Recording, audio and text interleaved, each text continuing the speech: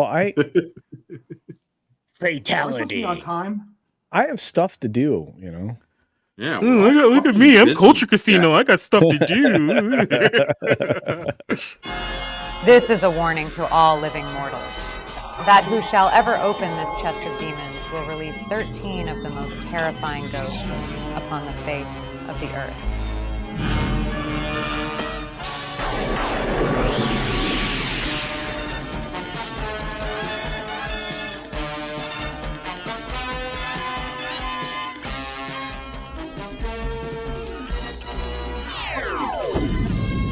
Okay, cut it. This isn't going to work. Let's try some nostalgia bait. It's finally strange. You looking happily deranged. I can't be settled in bed. Or have you picked your target yet? It's ended. Don't you talk back? It's ended.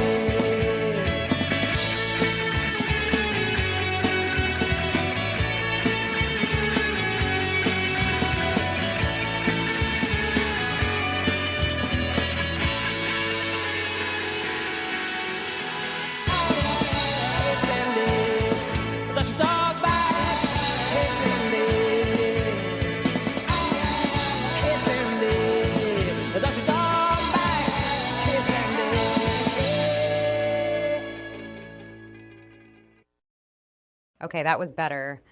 But let's try something a bit more cinematic.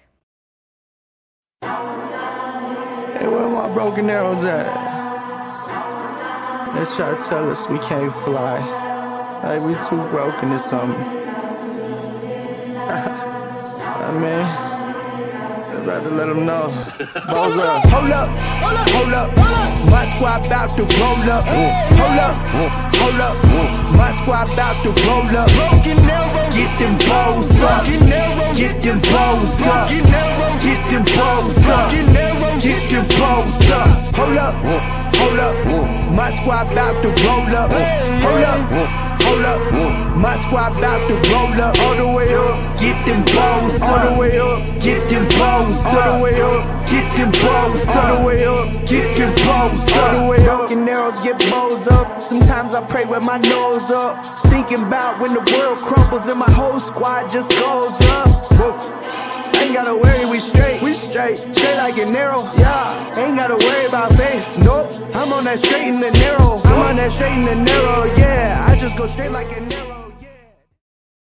Yeah, that's the shit I like. Let's start the Barroom podcast. Take it away, Jacob.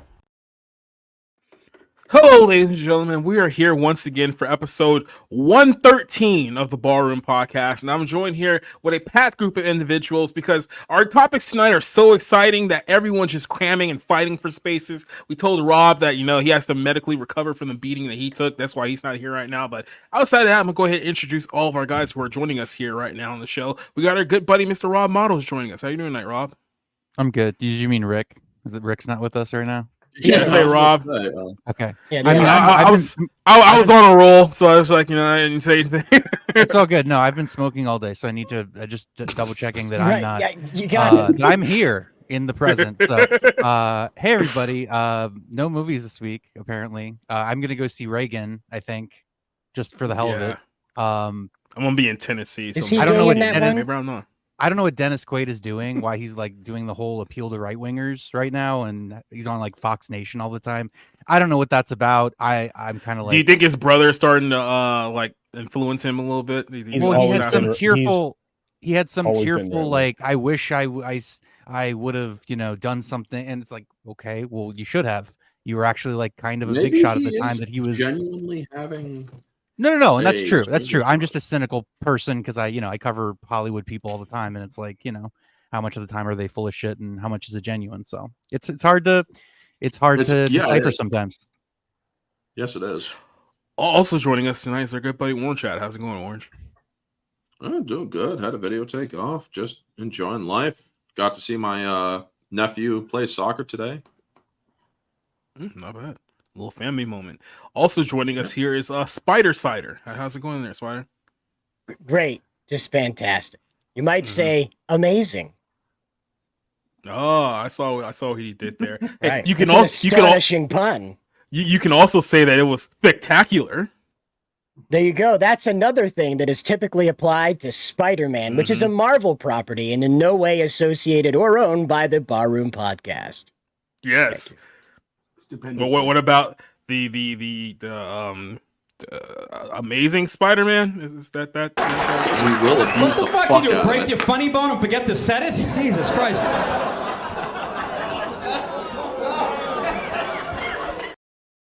Okay. Blah, never blah. mind. Somebody's got to do the puns. Also joining us here, someone who we're now just going to refer to as the Broctopus, Eddie Block. How you doing today? Broctopus? That makes me sound like some sort of a jellyfish or some sort of an arachnid that happens to be in the water. I don't like the water. Ugh, I water. just think of you more as an amoeba, but that's something that works. there. Amoeba? It's even worse. Oh my god, it's literally close to Just slime. say, I go think back I to have the a Broctopus. meme for this. He could have called you a paramecium. It could have been worse. Paramecium at least is 4 syllables longer than amoeba. Culture, I none of can't us. spell amoeba. Culture, none of us is smart enough to know any of those big words. It's just, it's not doing it. I doubt that's true. I do. I have a meme You've for seen this. Hook, you know what a paramecium Oh is. boy, where is this I've going? seen that movie a bunch, and I don't know what that is. So. but there Oh, you go. you'll love it. You'll love it. Because you Rufio won't is get the joke, paramecium. but you'll love it. Here we go. Oh, good. Look at that. Look at that. There you see, doing battle with the Shacktopus. Doing battle with the Shacktopus. To finally settle the last copy, the golden copy. You're the golden copy of Zelda, right? The golden copy of Zelda. The golden copy of Shaq Fu, held deep in the heart of the Shacktopus. The Shacktopus. Here you go. The Shacktopus. He's a pirate accent apparently. For some reason. Yep. Sit right here and hear it tell. You better start believing in me. 'Cause we're gonna talk about. I was gonna gonna need bring a up bigger Shaq basketball. later with Angel Reese. You know, she needs to develop a post game, but Yeah, we'll get to her here in a second. Oh, by the way, Culture She Casino's needs here. to develop a game, period. But by the way, Culture Casino's here. How are you doing that, Culture?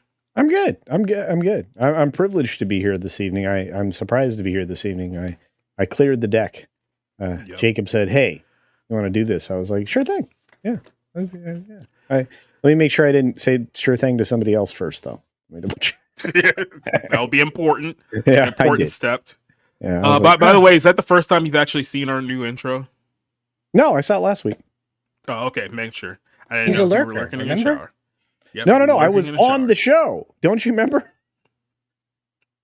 last set Tuesday. No, not Tuesday. What show it's was Friday I on? because it was Alien Romulus. last Friday. Yeah, I was going to say, like, I okay. wasn't that high. Completely loser, dude. Okay. It's like, can you get contact high from Maine? Like, Yes. Everybody was so Yeah, I did. impressed. No, but I was okay. So no, I was on the last show Yeah, man. here, What the fuck? which was Friday. yeah, but that was a completely different intro, though. That's why I was Yeah. making the it reference. was. I like, You showed yeah. it to me. Did we? Shaw.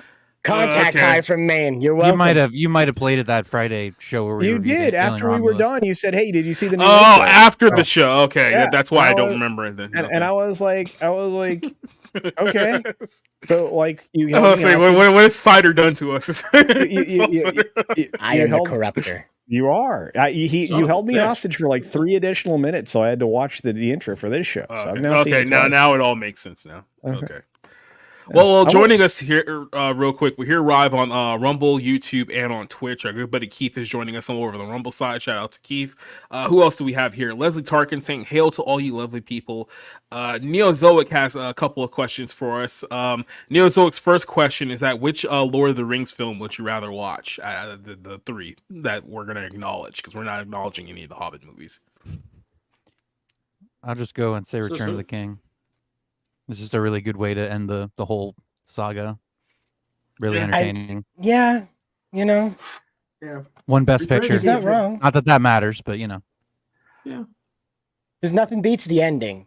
You know, you got the first is great, the second's great, but the ending is where Peter Jackson was like, "This is where it counts. If we're gonna do what we want to Gold do, this standard. is where we It's, go full throttle." It's that swooping shot when Gandalf is riding into the fortress and he's carrying the light, and you can see the camera trying to keep up with the horse. And oh my Yeah. god. Mm-hmm. I don't know. I'll have to go with the Fellowship of the Rings because I mean, without the first movie, none of the other ones matter. Ride of the Rohirrim, dude. The Ride of the Rohirrim and Return of the King is fucking gold standard. Now, can I ask you though, Jacob? Bandai Namco has been very concerned recently about people not existing if in real life if they are not represented in fiction. Now, with the lack of black elves in the Peter Jackson trilogy, do you not exist now, Jacob? I just want to ask. Do you not exist? Did I ever exist to begin with? That's true. That's true. Who knows? I might just be a mirage. We need that Jonathan Frakes. We made it up. You know, this was made up by a writer. This is fiction. We made it up. Totally fabricated. You are all tripping on acid right now because there is no black dude hosting the show right now. Nope. It's just this big I see giant all color. box. I see The all color hologram. after eating all the shrooms. I see too much color personally. Like, you know, some people don't see color at all. I see too. Begin noticing. Yeah, I'm not too. surprised. Oh my God, I don't see race, you filthy macaque. Neozoic has a bonus question here. I think he's trying to get us to rank all the Star Wars movies up to the Disney ones. Neil, let me just for that. Yeah, Neil, I'll just save this one for next week. Ask this one question that has like 2 answers to it because there's way too many people, way too much time to do a full ranking of like all of them. So, Rise of Skywalker, the best. Okay, so good my camera froze. Rogue One is the best Star Wars movie of all time. Changed my mind. There you go. And you Ewok Adventures for me. fucking. Mm-hmm. Yeah, Leslie has to answer. Leslie has an answer here. I don't know what any of these abbreviations mean, but this is her answer there. So Leslie's right. Straight up every time. One of those is a Leslie's disease. right. Sith, Return of the Jedi, Attack of the Clones, TPM, Phantom Menace. Star Wars has their own hieroglyphics. Exactly. It's just like Mormonism. Well, Leslie Tarkin here says, "Why does Gaga in the thumbnail look like a guy pretending to be a woman?" Well, That's what it she was. looks like. It was a long. Yes, Gaga is in our official intro girl for this week, or our thumbnail girl for this week. There was a long-standing rumor for a very long time that Gaga was actually a dude, and many people believed it for a while. So She was Why asked in did we interviews. stop Actually, believing that? Because she was born that foreign way. interviews. who else do we have here? Top Dog here saying, "Rest in peace to Psycho Sid." Yeah, one of the best big men in the history of wrestling passed away yesterday at the age of 62, I believe, from cancer. He'd been battling cancer for 7 years and finally succumbed to it. But I mean, yeah. The entire 1990s with Sid from, like I said, WCW, WWF, and it's kind of ironic. I was actually just watching the Psycho Sid Shawn Michaels match from Survivor Series '96, literally 2 days before he died, and yeah, the pop that he got from the Madison Square Garden crowd, it's probably his best match ever. So if you're looking for some Psycho Sid stuff, go ahead and watch that one. I know some of you guys here are pro wrestling fans. Any thoughts on Sid? He started out in Memphis as a Lord Humongous, coming out with the Mad Mask coming out.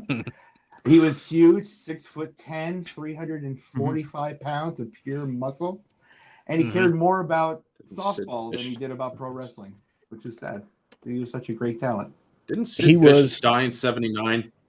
No, wrong Sid. That's Sid. This is the wrestler, Sid Vicious. Well, Psycho fucking Sid, wrestling Sid is Vicious. fake anyway. Who gives a shit? Great. No one else is fake. Star Wars.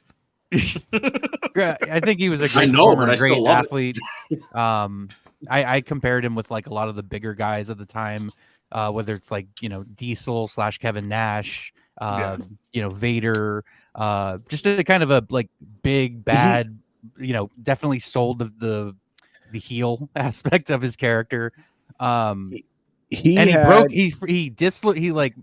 a compound fracture. Worst when injury he I've tried ever going off seen. the top rope. Yeah. One night, and it was just oof. Ended his career, unfortunately. Yeah, it did. Worst injury I'd ever seen. Now, this is the guy that wrestled the two legends, Hulk and The Undertaker. Yep.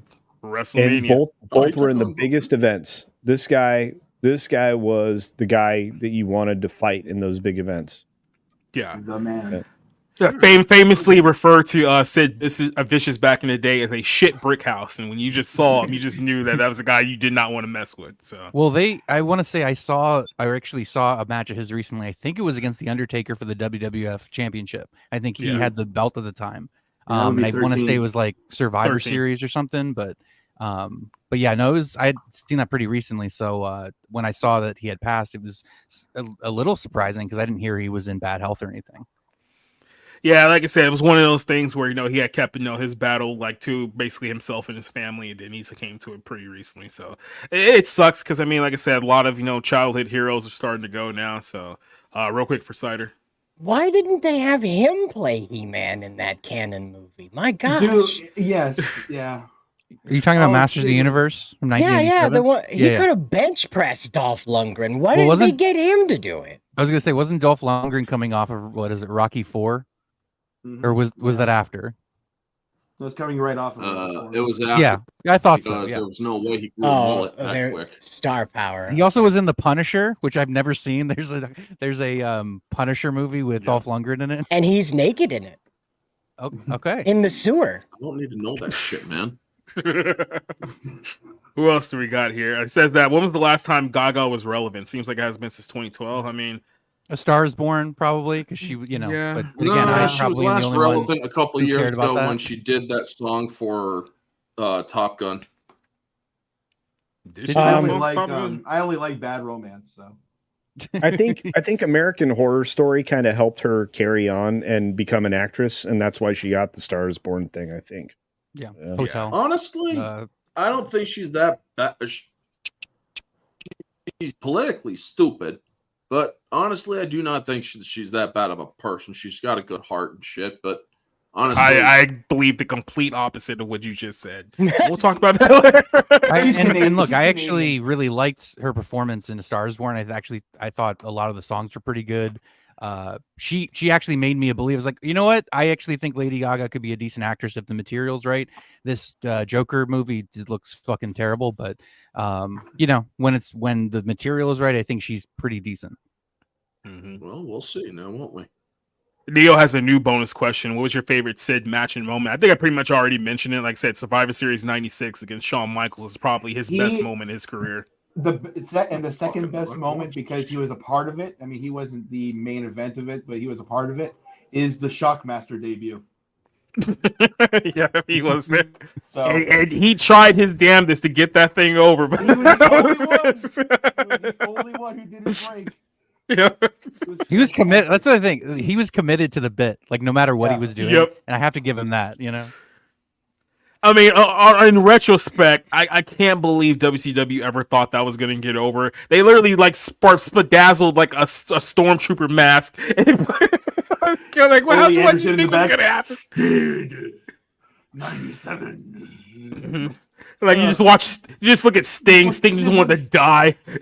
He saw him flop himself to the fucking canvas, trying to search for his helmet pops off. He trying to dig through the trash to look for it. Oh my god! That was brutal. What a wonderful live TV moment that was. Good job, Sid. I love you. Dover Fett is joining us here tonight as well. We got Rob is going to be in the chat with us too. Rick is the Roddy Dangerfield. The barroom gets no respect, nor do he deserve it. So yeah, that's pretty good.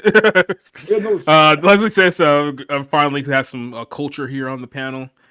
Top Dog loves the Pete and Pete part of our theme. Absolutely.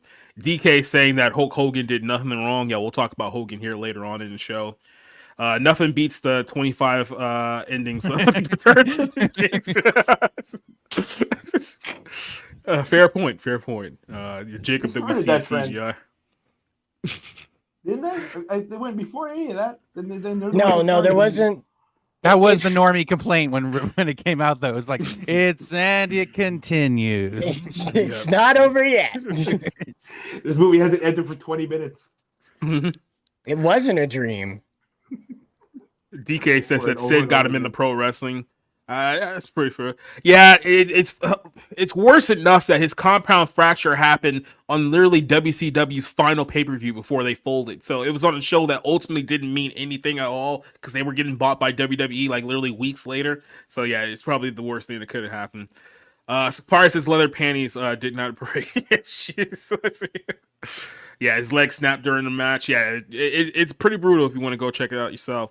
More scary, sit-in wrestling or sit-in softball? I mean, I heard he's pretty scary in both, but I mean, I don't think you want to wrestle it. Softball, that's what I heard. His underhand would go right over my head.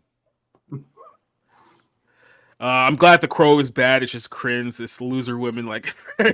Can't wait to get to this. Holy cow! Oh, I yeah. can't wait to get to this. Okay, Your review was beautiful, Jacob. Mwah, beautiful. Review. I didn't review the film because I was too pissed off. That's never happened before. Well, like I say, there's a teaser for that. There's our first teaser tonight for the Crow review. But before we get into that one, let's talk about our first topic of the night, and it is Angel Reese. Now, you guys have been watching us for a while. You've probably heard a lot about this story. We've talked about the whole Caitlin Clark and Angel Reese debacle that has happened over the last several weeks. So let me catch you guys up just in case you guys figured it out.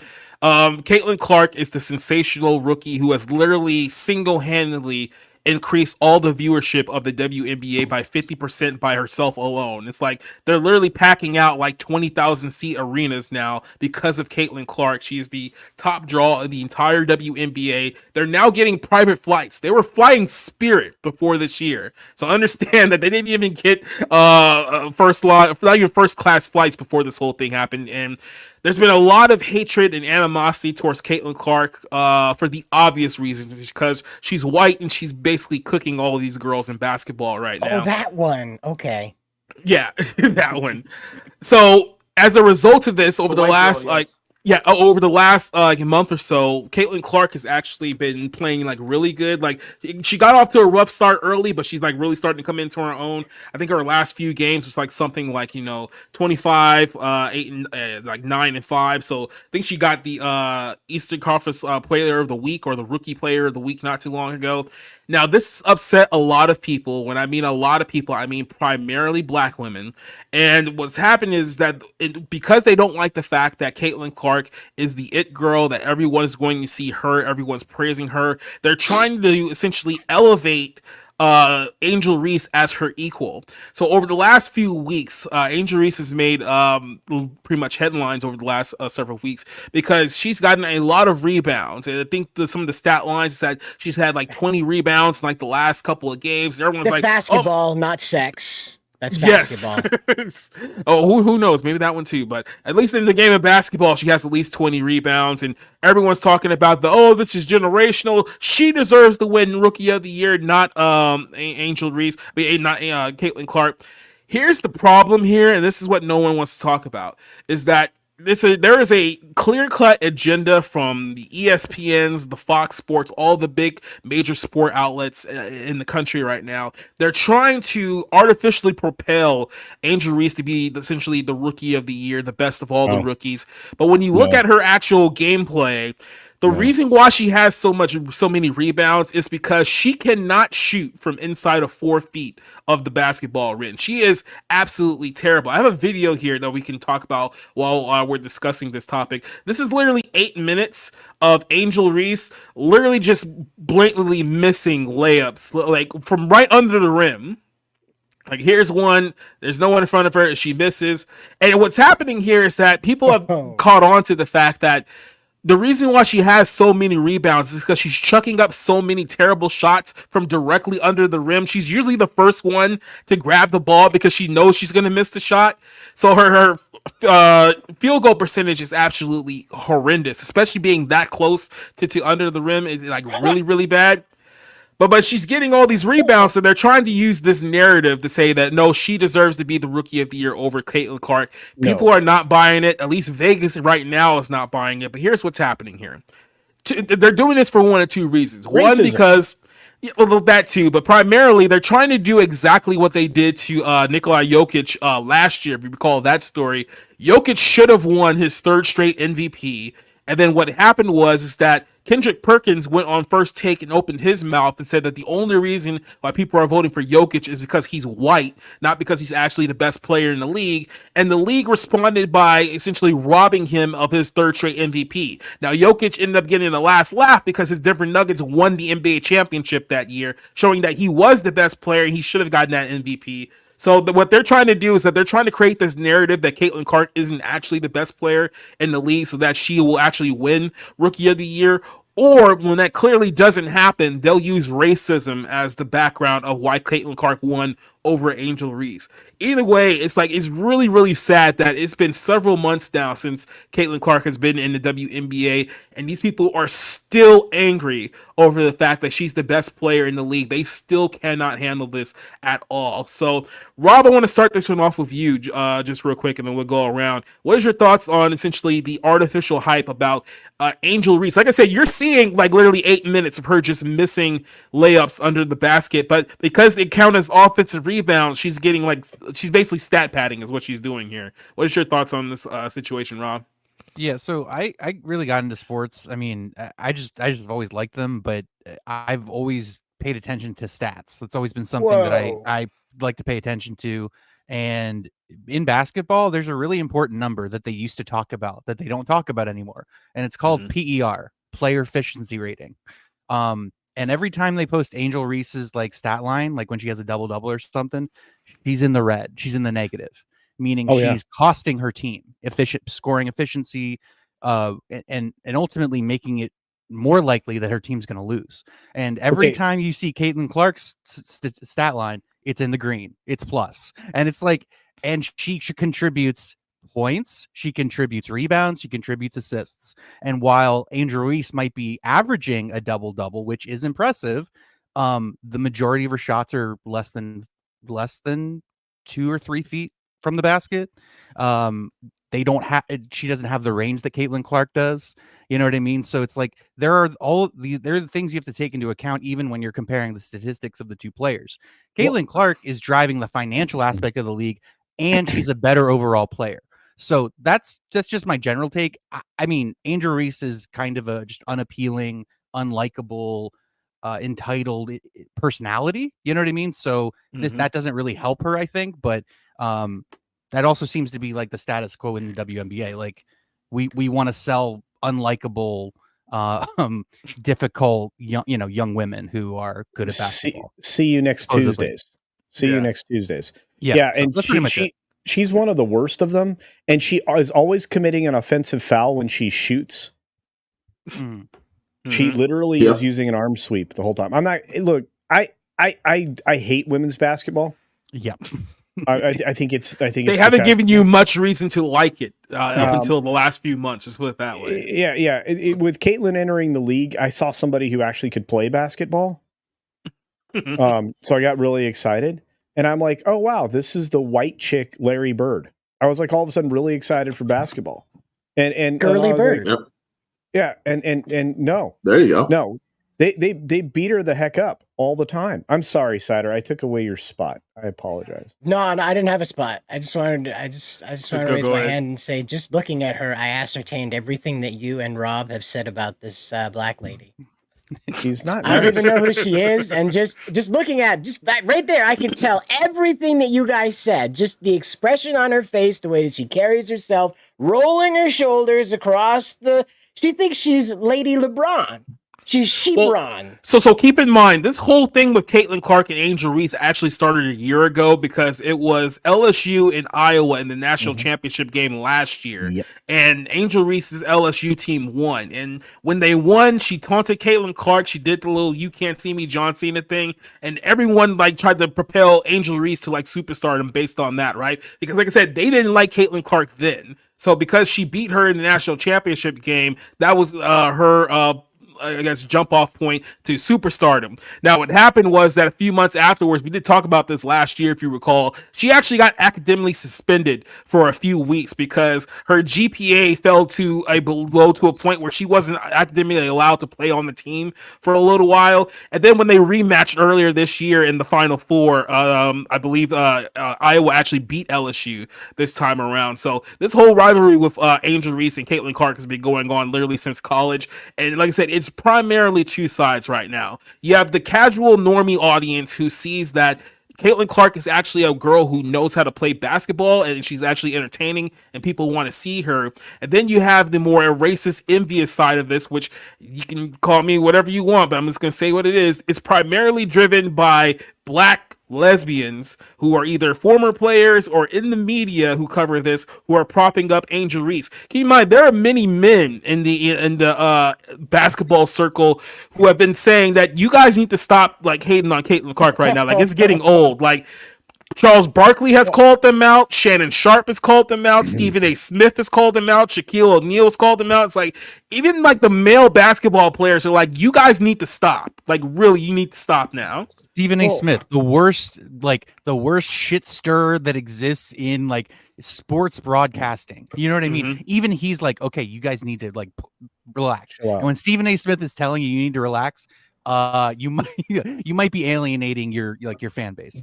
Hey, even the men, even the men in women's basketball are telling them to chill out. Exactly. Stephen A. Smith recently went off on Cheryl Swoops because Cheryl Swoops constantly bagging on Clark, and it's all because Clark broke all of her fucking records and then some. Yep. And she's been going on multiple times talking about because she's white and blah blah blah. It's like, this is. I've made this proclamation many times before. I'm going to say it again. The reason why they hate Caitlin Clark so much is because she is the antithesis of everything that the WNBA has stood for since its inception. Nobody wants to watch ugly lesbians play bad basketball for 40 minutes. They don't want to do it. And that's why Caitlin Clark is smashing all these viewer records this year, and she's only been around for like 3 months. But look, I just want to point something out really quick. Sorry. This is the last thing I want to say. If you look at the majority of these shots that Angel Reese puts up, there's like no attempt at like, she's not aiming for the backboard. She's not like, there's no touch to like her shot. She's just literally throwing this up here. And it's almost as if she's afraid of it getting blocked. You know what I mean? Like, and she's tall, like she's supposed to have that advantage. And it's like, exactly, she's not very good. She doesn't have a whole lot of skill to her game. And you did bring up this, I don't let Coach go, but you did bring up this chart here showing that from inside of 5 feet, which is primarily where Angel Reese dominates, she is the worst finisher in the WNBA by far. Like, it's not even close how bad she is from inside 5 feet. You're standing literally right under the basket. It's like, from as many shots as she could be averaging like 30 points a game if she actually made her shots. Yeah, she has much more volume than the average player. What's her shot statistics. You all aren't on the court. As you can see, she is an absolute legend in the ball and with the ball. She knows exactly. Like, didn't Jordan know where he was going to put the ball when he threw it up in the air? No, but he was a magician, so he put it in the basket. And then you all want to go after. You all want to go after Stephen A. Smith. No one wants to see Stephen A. Smith in those shorts. No one's collecting Stephen A. Smith shoes. So and then on top of that, Shaquille O'Neal wants to mouth off. Shaquille O'Neal is jealous of her because did you see how she plays with those layups? Count how many times Shaquille O'Neal caught his own layup. I mean, this woman's a beast. This woman's a beast in the basket. I mean, so here's what a lot of people have pointed out here too. I think you guys can see it right here. It's like, this is an actual shot selection from one of Angel Reese's recent games, and this is another trend that people are seeing. It's like everyone wants to focus on her rebounds. Her shot is absolutely just piss poor. It's like the last 4 games. And these are all under the rims, but her last 4 games, she's shooting like, 4 for 13, 4 for 15, 3 for 12, 4 for 16. It's like, if you just focus on the rebounds, like, oh my God, she's an amazing player. When you actually, like, she's not making any of her shots, that's the point that no one wants to talk about. And Coach, I think you did have a point there that I skipped over. No, I was just going to talk about all the men in the WNBA, but it's fine.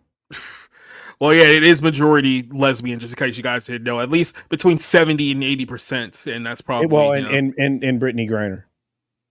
Well, I don't even know what we can qualify Brittany Griner as anymore. I mean, it's just an enigma. I'm just saying.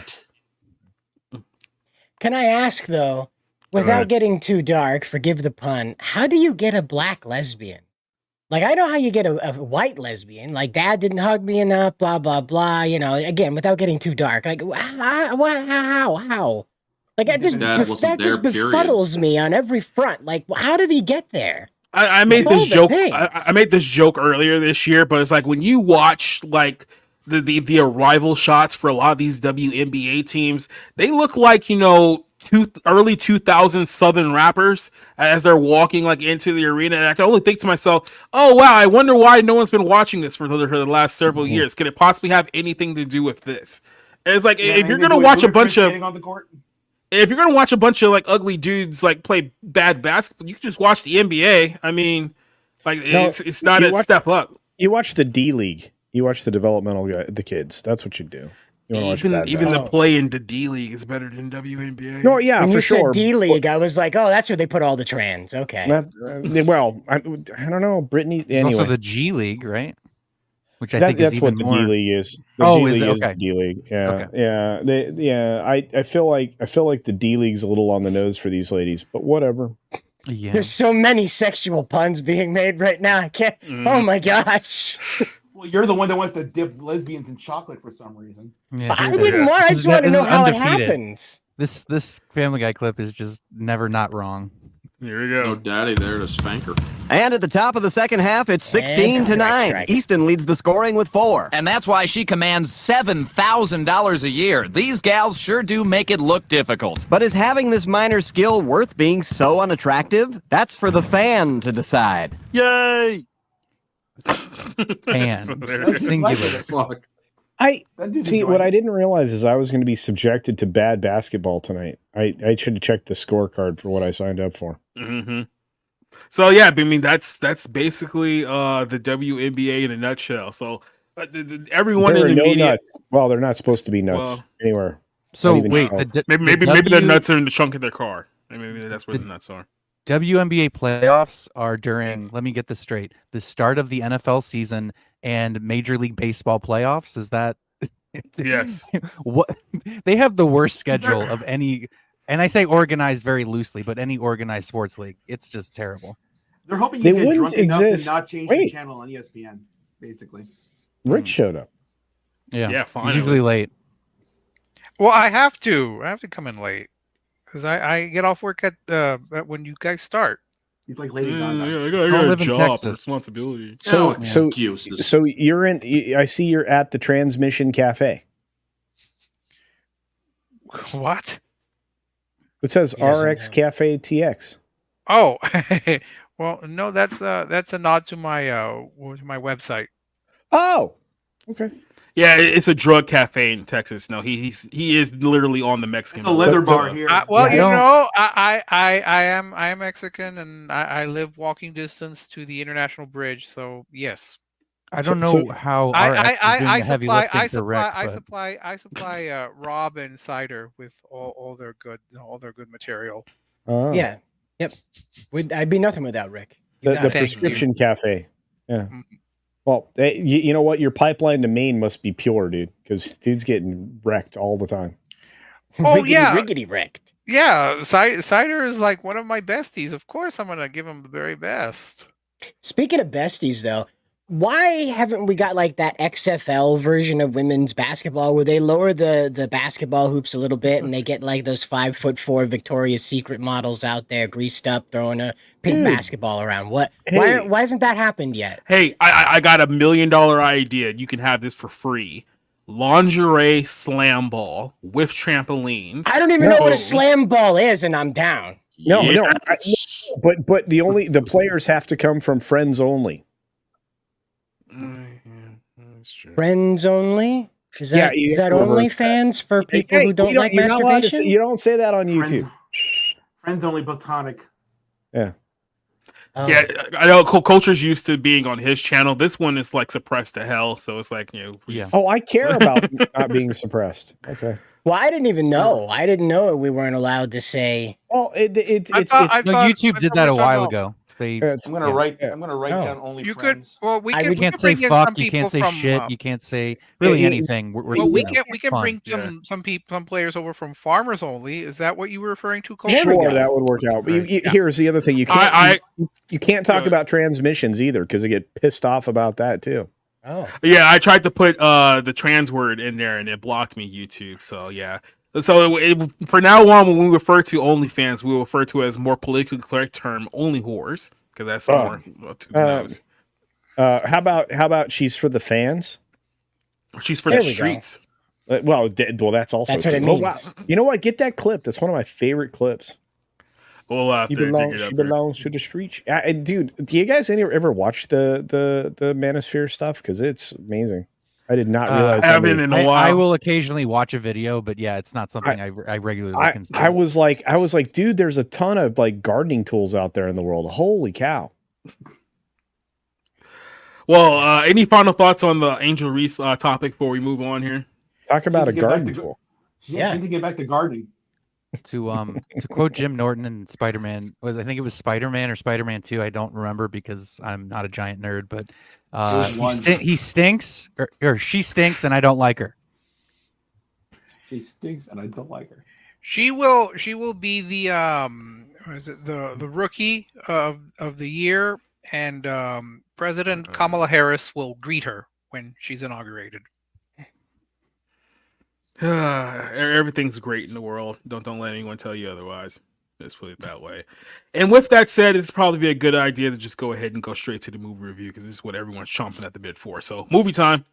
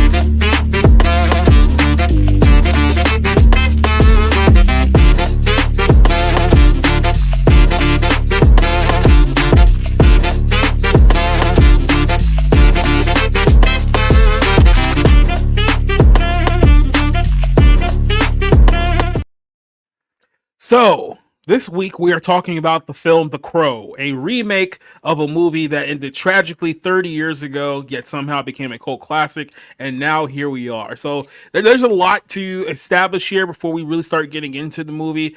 As you guys remember, The Crow was a film back in 1994 that came out, that was shot in 1993, obviously. And that was the film that famously Brandon Lee, son of Bruce Lee, was killed because they were using a gun that was supposed to be a prop gun, and then there was a mix-up between the casings and the blanks, and then basically one thing led to another. The dummy round hit Brandon Lee in the chest, killing him.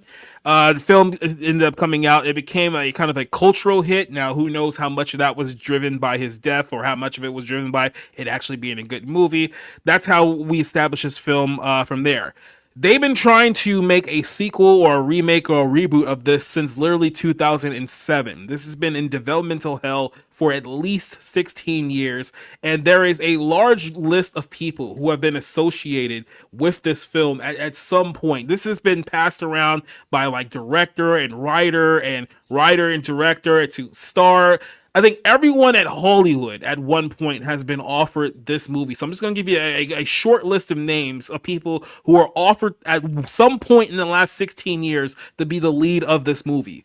Mark Wahlberg, Channing Tatum, Jason Momoa, Ryan Gosling, Bradley Cooper, James McAvoy, Alexander Skarsgård, Norman Reedus, Nicholas Hoult, Jack O'Connell, and obviously landing with Bill Skarsgård. Those are all the people who have been associated in the last 16 years to star in this movie. All of those names fell through, yet here we are. This thing finally got made, and the question is, was it really worth it to spend all of this time to make the remake to this film if this was the effort that you were essentially going to turn out? Now, before we get into any details about this particular movie, I want to go and get your thoughts on the previous film here, because I think what has led a lot of the anger that has been directed towards this movie are people who either were fans of the first movie or they were fans of the comic book that inspired this movie, because I think that those people are going to be a lot angrier at this film than people who are probably just watching it as a casual film. We'll start with Mr. Culture. What was your feeling on The Crow before this film came out? What was your general feelings on that franchise? All both. The two primary things you mentioned. That was not anywhere close to the original comic book, which was the first comic book from the writer who put this all together. And believe it or not, it was the very first effort. It was good enough to make into a film. Start there. Number two, I saw the original film and I thought, you can't do this better than how you did. It wasn't exactly directly straight from the comic book, but was close enough. And it gave you the picture of what was happening in this man's world and what supernatural gift he was given so that he could basically seek vengeance and make things that were very wrong, very right. On Devil's Night, it was a wonderful tale that maybe was elevated because of the death of Brandon. But there was something to that film, the original film.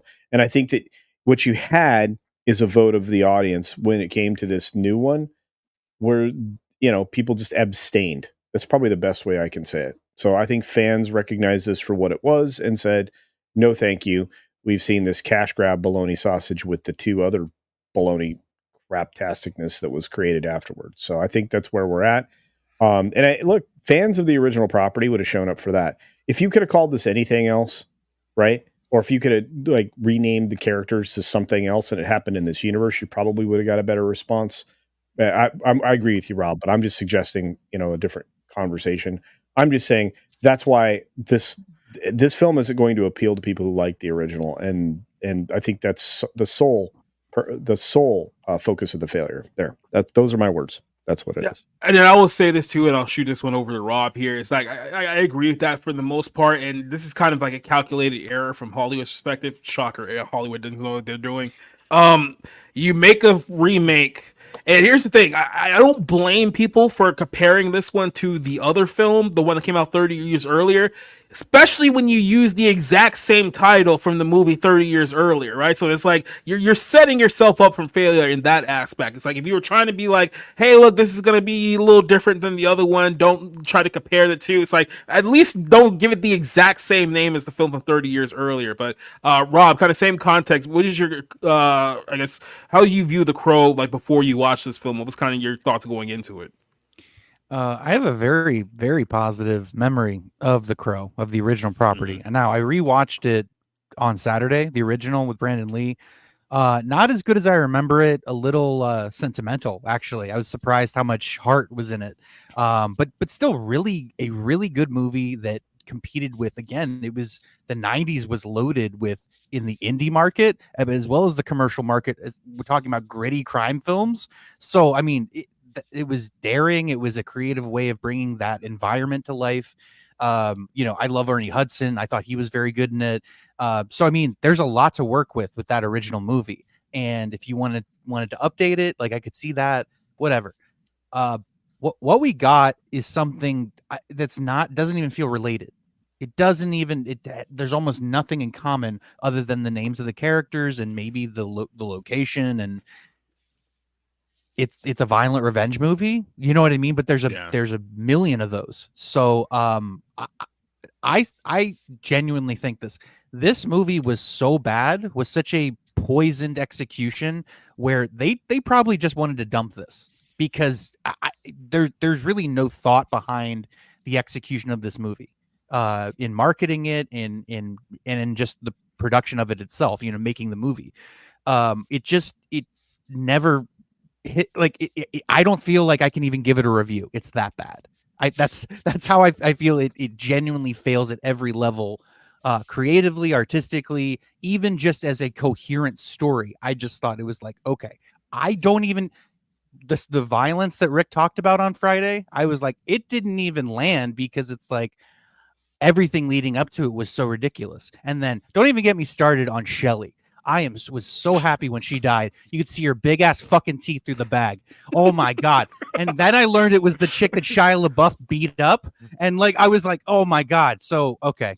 So I'll let somebody else go, but that's my initial thoughts here on this movie, where it's definitely up there for worst of the year.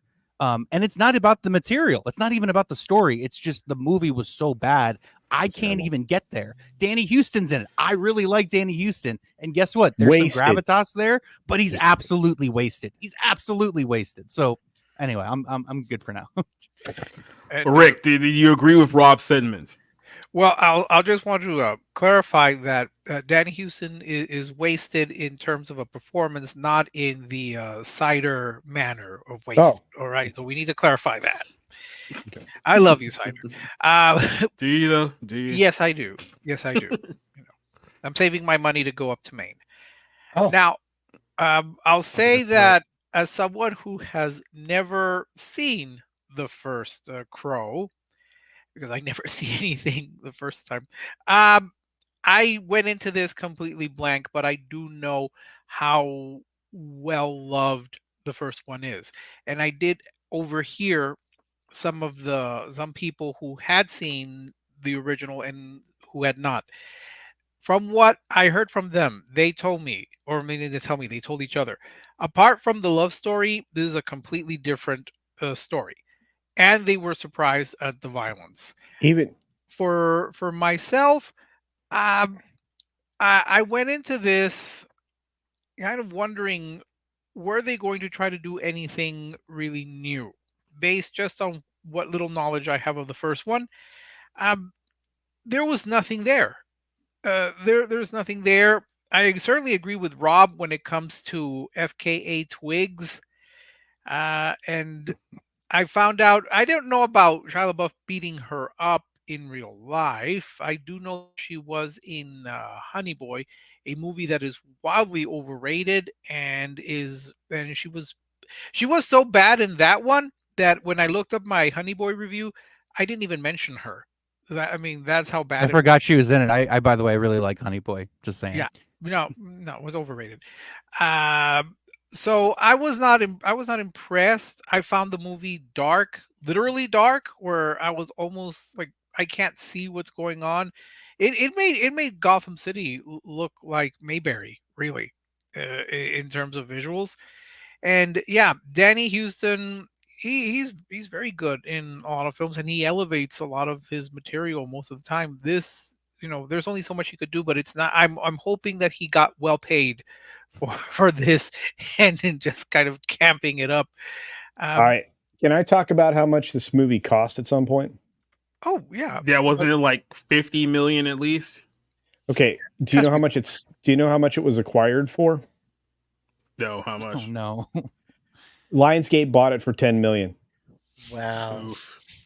It had, and they didn't see it, right? They actually did take the time to watch this movie. I have no idea, but Rick, this is interesting because you brought up something I wanted to mention. Do you know how many producers were involved in this production company? Oh no! Look, I saw the opening credits. I was like, how many executive producers? 9. And I mentioned this to I mentioned this to Rob. I don't know if I mentioned it on Friday or online. I said, just keep track of the number of executive producers that appear on the screen, credited. It's like, how many? It just seems like there was an endless amount of executive producers. And real quick, they had so many executive producers, and no one seemed to be in charge. I have that answer. Okay, so Lionsgate bought it for 10. They spent 15 million on A&P. $25 million in on this. They're balls deep on this. And you know how everybody here knows how much it made, right? About 4. Yeah, I think it's like less than 10. Less than 5. Yeah, about 4. It was bad. Real bad. Yeah. Rob, I've never seen anything like that. I keep interrupting everybody, but I'm going crazy because I'm like, this is the biggest fuck up I've seen in films in a long time, and I saw fucking Borderlands. Well, I just want to make the point real quick. It's like the reason why there's so many executive producers in this movie is because you're literally talking about a film that has been in developmental hell for 16 years. So this thing has literally just been hot potatoed around the industry for 16 years. And there was people who contributed something to this movie. And because it eventually came out, they had to get producer credits for let's just play reasons. Let's relates to well, go ahead. But imagine if this movie made money at the arbitration on that. Oh my god! Like this, I pointed this, but Tootsie had like 7 screenwriters on it, and I know that's different than producers, but here's the thing: I as much as of a disaster as this is, okay, and it is a disaster, the stakes were relatively low. Meaning, if it made nothing, what would it be a loss on? What, 25-30 million for Lionsgate? So it's not. To be fair, it's not it's not Borderlands. What if Furiosa cost 250 million and it only it only made so much? And so it does depend on that, like the scale you're losing on. But and so that's why it's not going to be that big of an issue. But it is still a massive. Flawed, situation.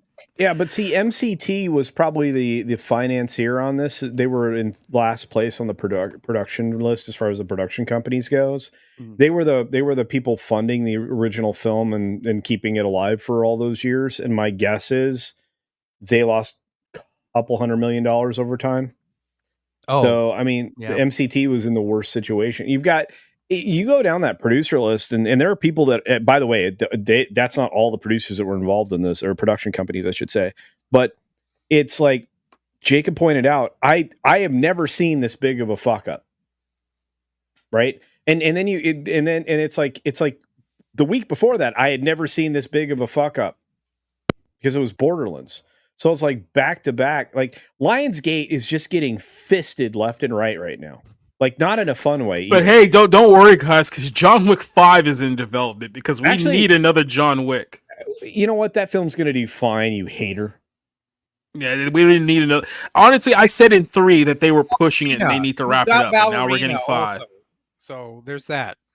Yeah, okay, might as well. Hey, I will say that if they're gonna bring in de Armas, there is no straight white man that will not see that movie. Yep. Go ahead, Orange, real quick. Sorry about that. First off, I do want to clarify a couple of things that were not accurately represented, so I am sorry. Oh. The tragedy that killed Brendan Lee was due to a piece of wadding being stuck in the barrel of the gun. It was not a dummy round. Dummy rounds cannot fire. I learned a lot covering the Alec Baldwin stuff. 2, I went into watching the original Crow without having any sort of fandom of Brendan Lee. I didn't even know who Brendan Lee was when I originally saw the movie, and I was in my 20s when I originally saw it. I was 8 years old when Brendan Lee died, I believe. He died in what year? 95, 96? Or 93? Yeah, I was 8. So I had no idea about the movie at the time, and I absolutely loved the original. I thought that it was well done for what they could do. For the digital face replacement that they did in that movie, that's pretty top gear for a 93 film.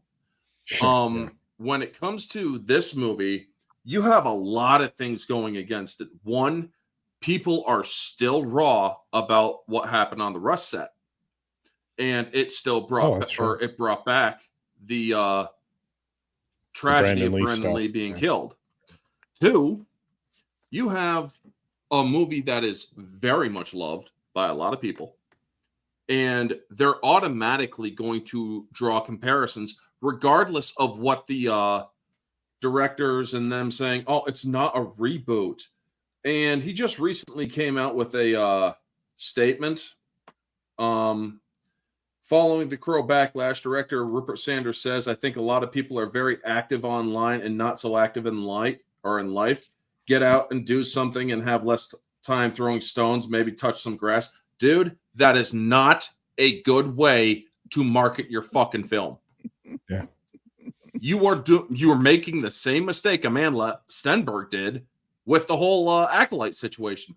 But you also have to realize that this is a movie that shouldn't, given the political correctness climate that we are living in, this is a movie that is so much a story that is so much against the grain of political correctness, because you are going to have a lot of stuff that politically correct people find problematic in these films. Not only that, you should really honor the original. You should also say, look, we know what happened in the last one. We are telling a different story. This isn't the Eric Draven story. Yeah. You should not have even used the same names. Yeah. You should have changed the names. And instead of calling it The Crow, you should have just called it Crow. That way, you have established a separation from what came before. I haven't seen this new one. I have seen the Red Band trailer. I have seen clips here and there. So I cannot review this film. But what I have seen, I can't either. I did a reaction to the trailer, and I'm on the fence a little bit because I am a fan of the original. So I do have a little bit of curiosity for this film.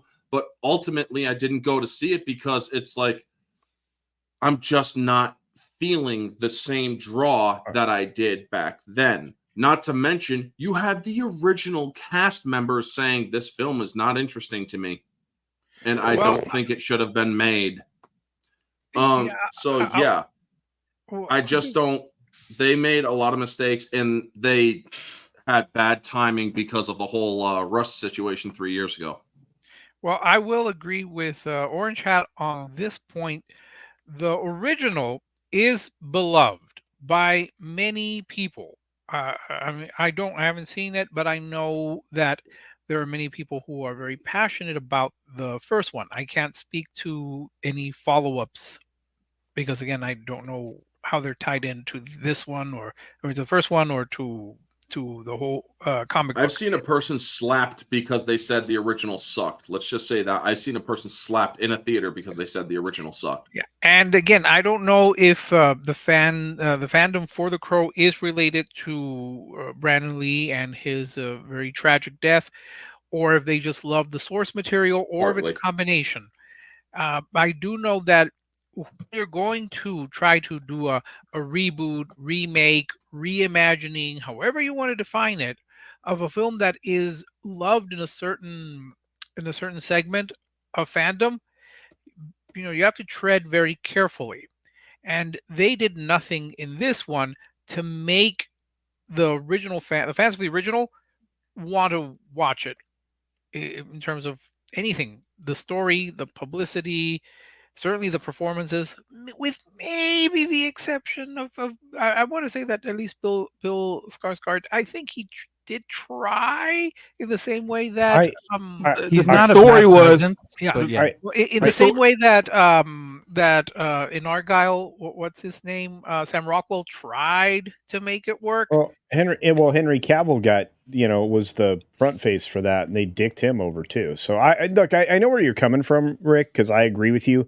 Bill Skarsgård did what he could with what he got, but after reviewing the script, after reviewing the stuff I got sent ahead of time, after all of the stuff that Mr. H fed me because he got the entire movie ahead of time, He has serious connections. He does. So, and I was like, and everything he told me, this is the weirdest thing, is exactly what happened in this film. They didn't unfuck it. The only thing that they may have done is they cut like 20 minutes of exposition that would have helped the audience. It wasn't Bill's fault. This is the problem. This might hurt Bill's career because he was in this film. Because he hasn't hit a couple home runs in a row. That's kind of what it takes to get to stardom. You got to hit two. You got to have a good picker, right? You got to pick two good things in a row to get like your status up. I don't know, Rob. Do you agree with that? Because you gotta pick a few before you get some gold. I agree. You're just jumping real quick there. That what has he done recently? Just real quick. In Boy Kills World, we really liked that. John Wick 4, It. Right. John Wick 4 was a huge box office hit. Yeah. The It movies were big box office hits. So I mean, I will agree. He's going to be a Nosferatu, I think, as well. But that the might draw. help. He's just got to have. He's just got to have the continued returns. Is this Bill Skarsgård we're talking about? Yeah. He's not really impressed with a lot of his performances. We forget Boy Kills World, which bombed. Didn't do well. Which didn't do well. But we all loved it. Right. Well, again, it comes down to picking the right thing. He needs a breakout superstar opportunity that does something at the box office that makes people believe he can open a film.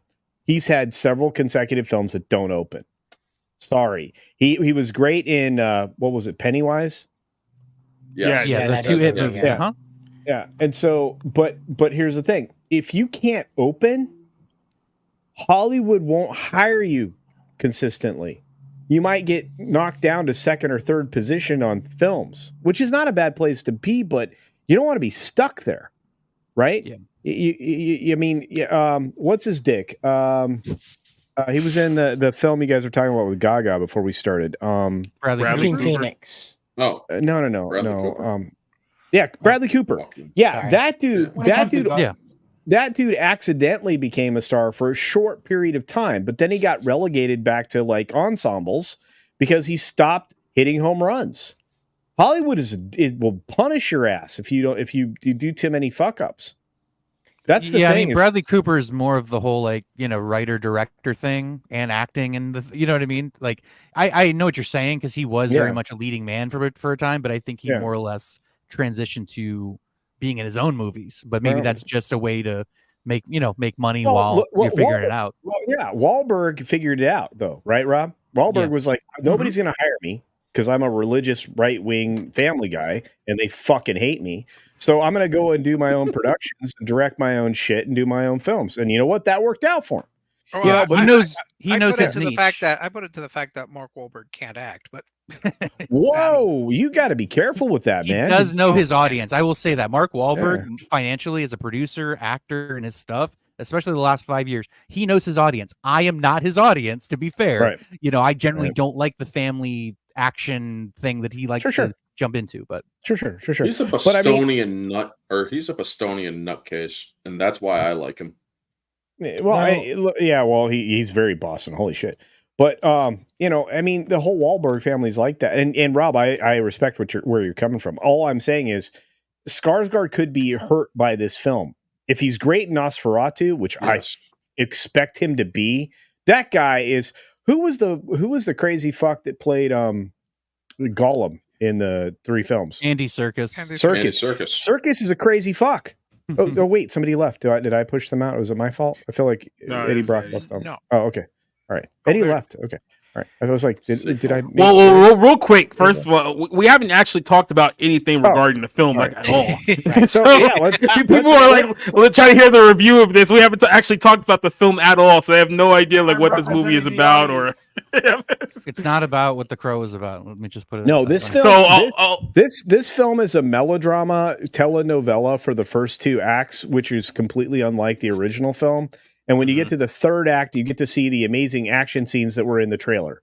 Oh, and none of it has a payoff except that the crazy fucking stoning heroin addict bitch that you saw in the beginning of the movie that was nothing but a fuck buddy for 5 minutes ends up being the beneficiary of the unearned save that she got from Bill Skarsgård's Crow, Eric Draven. What do you think about that? Did I nail it? I mean, pretty much, but let's get to this here just real quick. So we're starting off here. Bill is playing the character of Eric, who starts off in this movie, I guess, hurt because his horse died or something like that. Something obligatory. And then fast forward. Okay, sorry. Right. And then we fast forward to his girlfriend here, which we'll see in a second. So she is in the middle of a major cover up, I guess, what's going on here because she was mentally mind boned by the character here that's played by what's the guy's name? Danny Hudson again. So we're told later on that apparently he made a deal with the devil to get some kind of superpower where he can talk to some demonic voice and basically get anyone to do anything that he wants. And there's the evidence of a murder out there that she was committed, and she's basically on the run from him and his goons who are very, very powerful, which ends up leading both of these two to be locked away in what I thought was some kind of like minimal security prison, but I guess it's like a rehab facility or something like that. It's very hard to guess to like where exactly we're talking about here with this one, but So they're locked in together. Obviously, he's socially awkward. She doesn't have any friends, so they immediately fall in love with each other. The people who are looking to kill them come up to the location. They escape.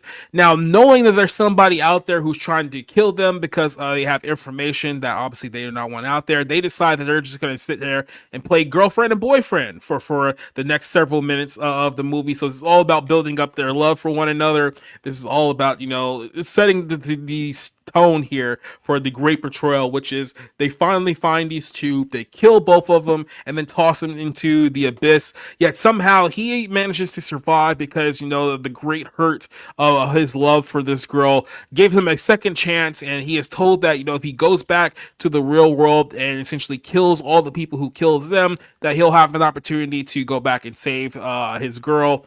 And then this is what leads us to kind of the whole, I guess, central plot, central conflict here of the story is that he comes back to the real world. They're still trying to kill him, but he can't die now because his love for his girl who was brutally murdered in front of him is driving him, basically has Wolverine powers. He can regenerate, he can survive gunshots and stabbings and stuff like that. So he is now a full-fledged superhero out for revenge, out for vengeance, and that's pretty much the story in a nutshell. And a lot of access here, so I just want to go ahead and shoot this one off with you. Actually, I'll go ahead and start this one off here just for a second. I'm someone who was not a huge fan of the original movie, but I kind of understand kind of the concept here. I think Leslie Tarkin had mentioned it earlier. It's like most people probably know the Crow character because of Sting. He's been ripping it off for 30 years, so that's a whole other situation in and of itself. For me, I looked at this film not comparing it to the previous film or like the source material or anything like that. I just try to look at it as a straight up movie.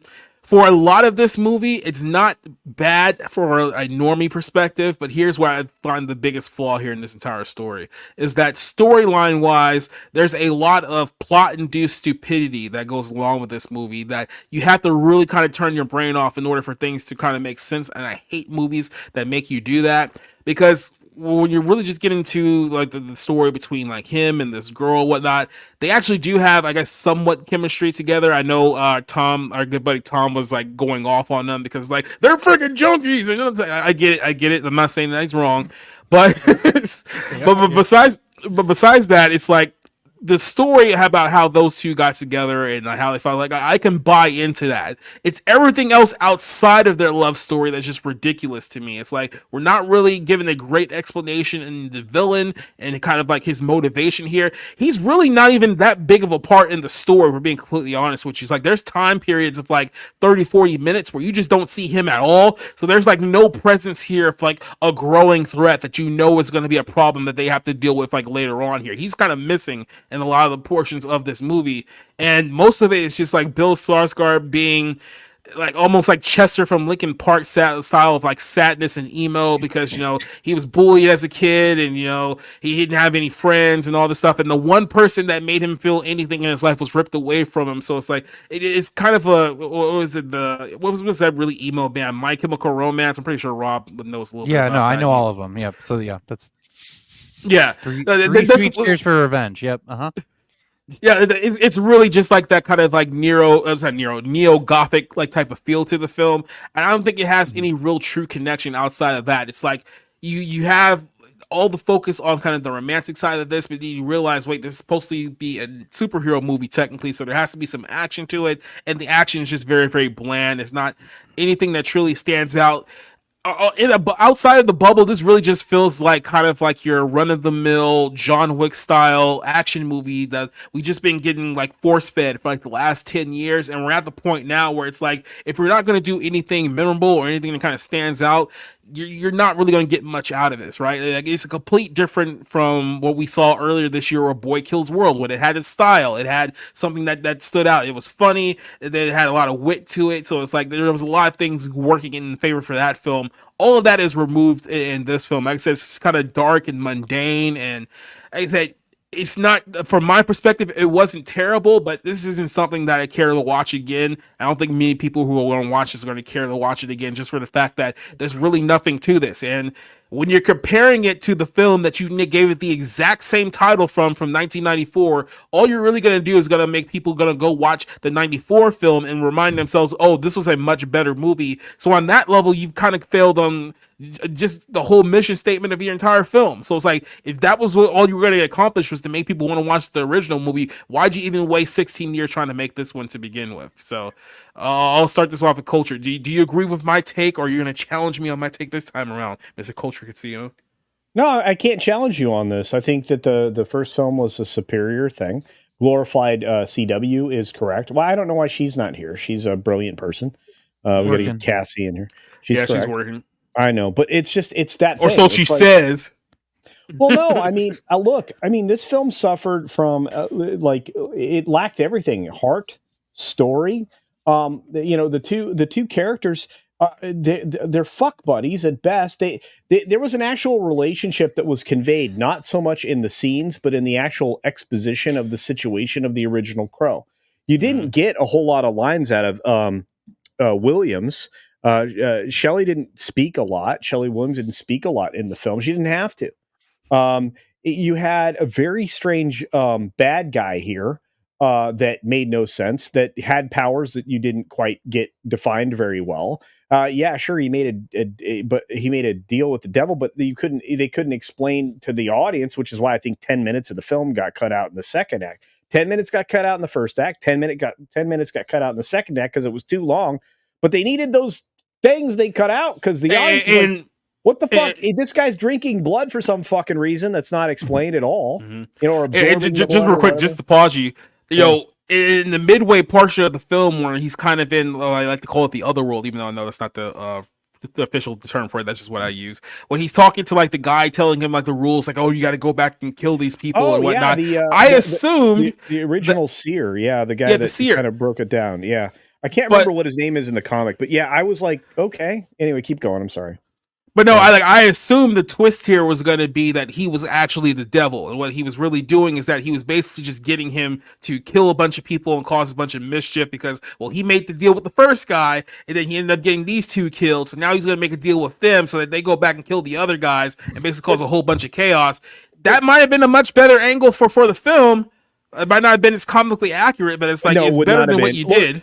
Look, O'Barr got better as he went on as a comic writer, right? But even he's I guarantee you right now he's going, this is a piece of shit. But this was so inconsistent. It was nonsensical. It was almost like too many people got in on this, which we've already talked about how many production companies were involved. But this is filmmaking at its worst when it's a film made by committee. And even the writing was done that way. I feel like that. Like we were talking about Tootsie, I think, before we started this, right? Which had 7,000 writers on it. That's hyperbole, of course. But it's just first of all, you can only have a couple of writers because you can only give so many credits. So there's a problem. The reason they limit that is because they're trying to protect you from this idea that you need more writers to write a good story. But this was owned by no one. It wasn't owned by the director. It wasn't owned by any of the production companies, the producers. It wasn't owned by the actors because they couldn't do anything with what they were given. Skarsgård was not given a story. This thing, it was only worth the third act, and only for a limited number of action scenes, and only for Skarsgård's performance in those action scenes.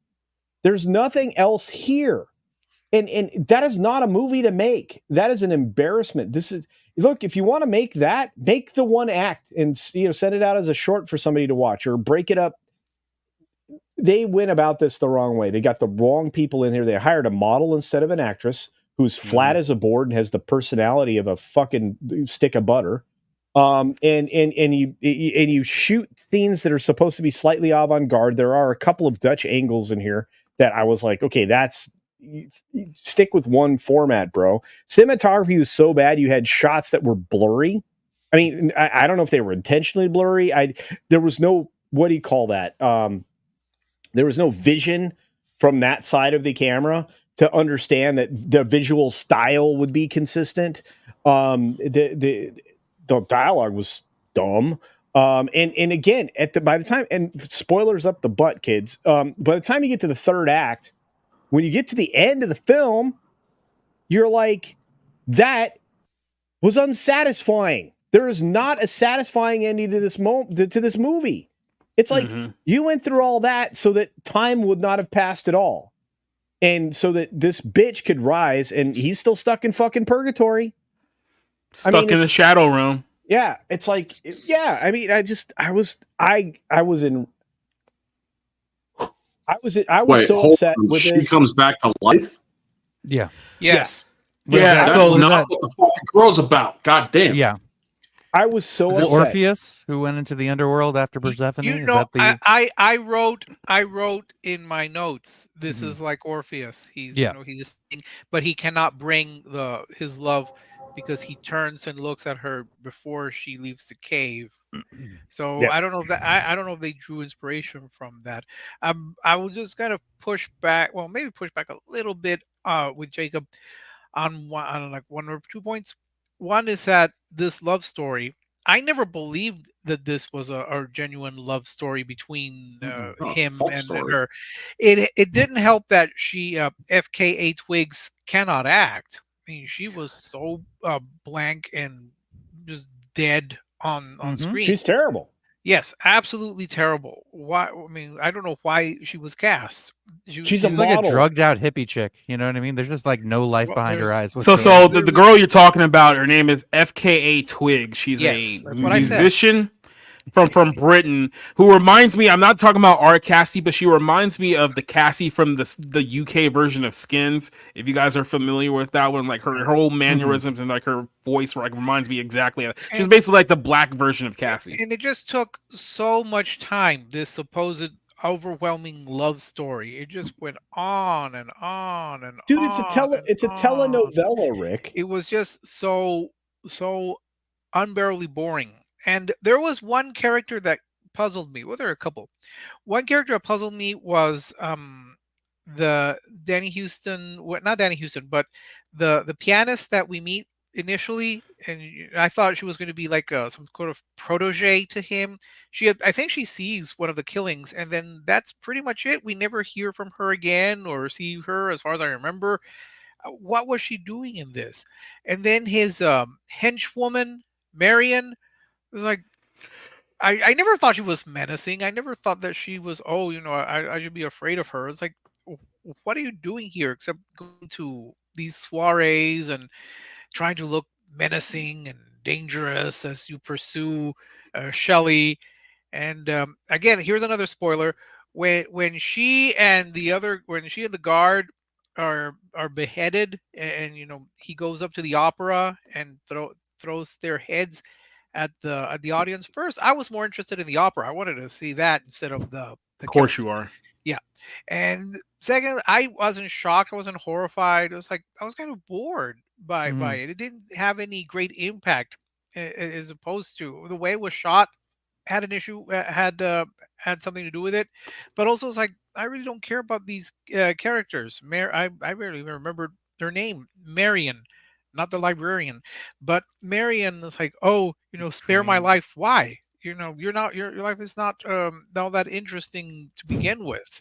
But I wanted to know what happened to that pianist who was supposed to be, who was supposed to be under Danny Houston's wing. Like he squires her for a little while, and then that's it. We never see it. What role did she have? Is she going to be like the villain in the planned sequel? I don't know. Yeah, this whole movie is a mess. And look, their relationship, I said in the chat already, but their relationship is non-existent. There's no connection. Yeah. It's they meet in rehab, and then they escape, and then they drink and do drugs and fuck. That's it. And by the way, I love how he just throws the I don't know, sweatshirt over the the 3-inch thick barbed wire, which obviously would not be enough to get over the fence, you know, like just dumb shit like that. And it's like, okay, a Bill Skarsgård, okay, there's some vulnerability there. There's, you know, I believe some of that stuff, you know, of his, like who he's supposed to be in his past, but it's like that flashback where, oh, he cares about animals. He's sensitive. He's been through trauma. It's just like the most banal, basic sort of character details that you could come up with.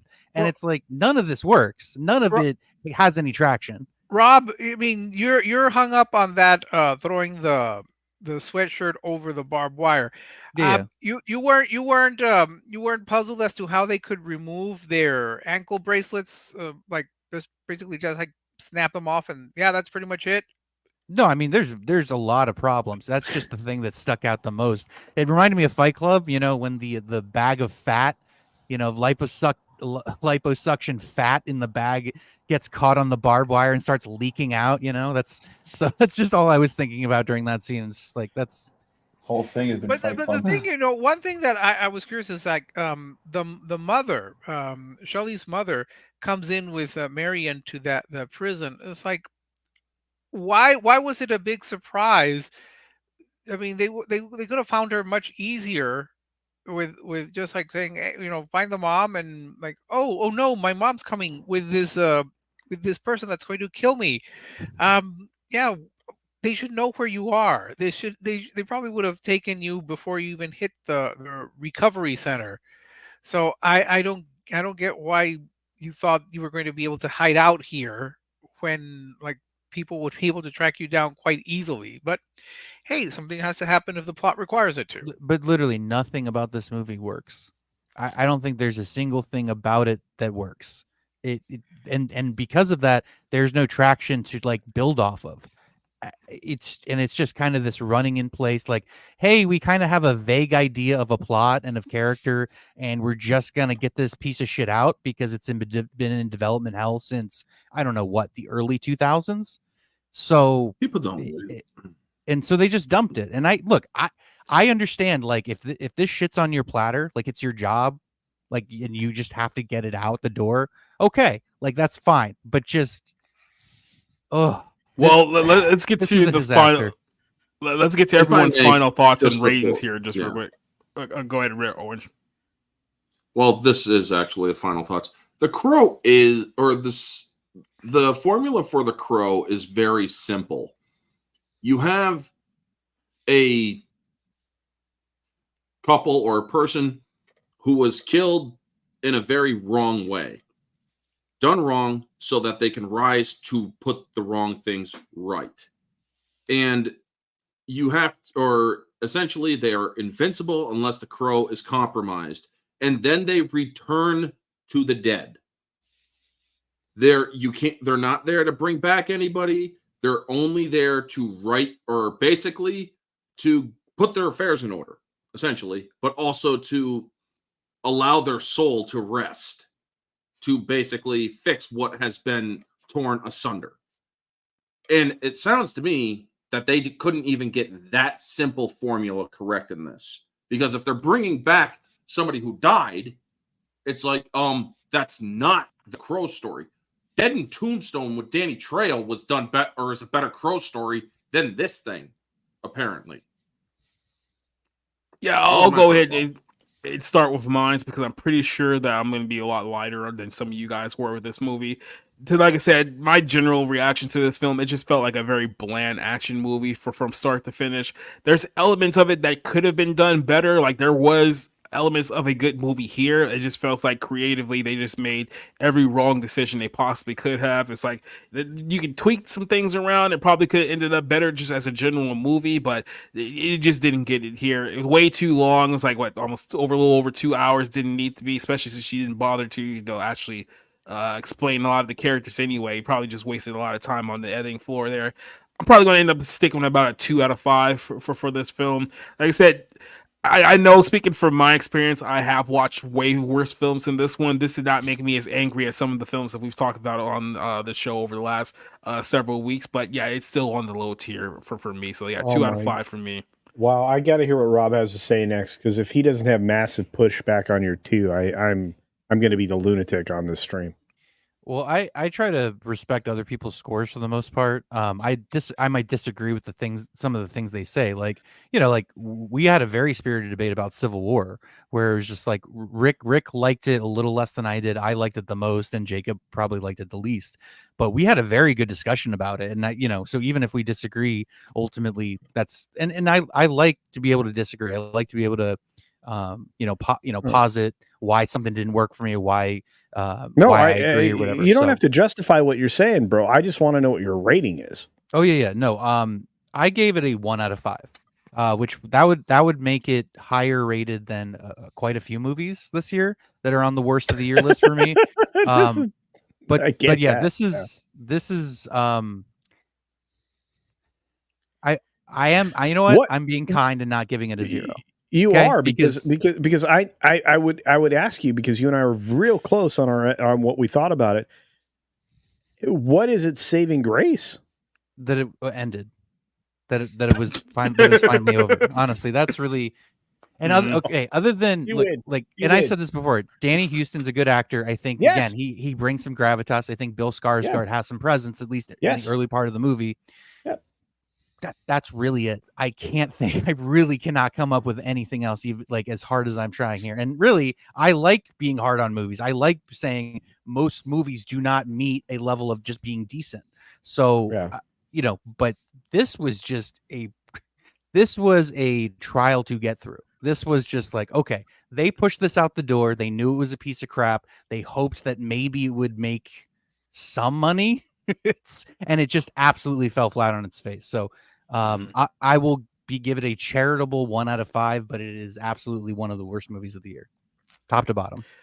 I'll let Rick go before I answer Cassie's question here. But Rick, what's your score? I will give it a 1 also. This one is this one, Deadpool and A Family Affair are really challenging Argyle for the worst movie of the year. The thing is, I didn't hate this movie as much as I hated Argyle. I think if I want positives, I think Bill Skarsgård really did try. I think he really did try to make this work, but it was impossible when you have FKA Twigs there not acting. And as much as Danny Houston also tried, he couldn't lift it. It's dark visually. It's not all that interesting. I didn't care about his journey, and I wanted to scream in the theater if I'd been alone. She's not worth it.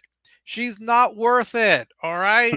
There's no point in going back to rescue her. Just let her descend into the bowels of hell, and you go and find one who's actually good. The thing is, I didn't hate this movie enough because I really didn't care.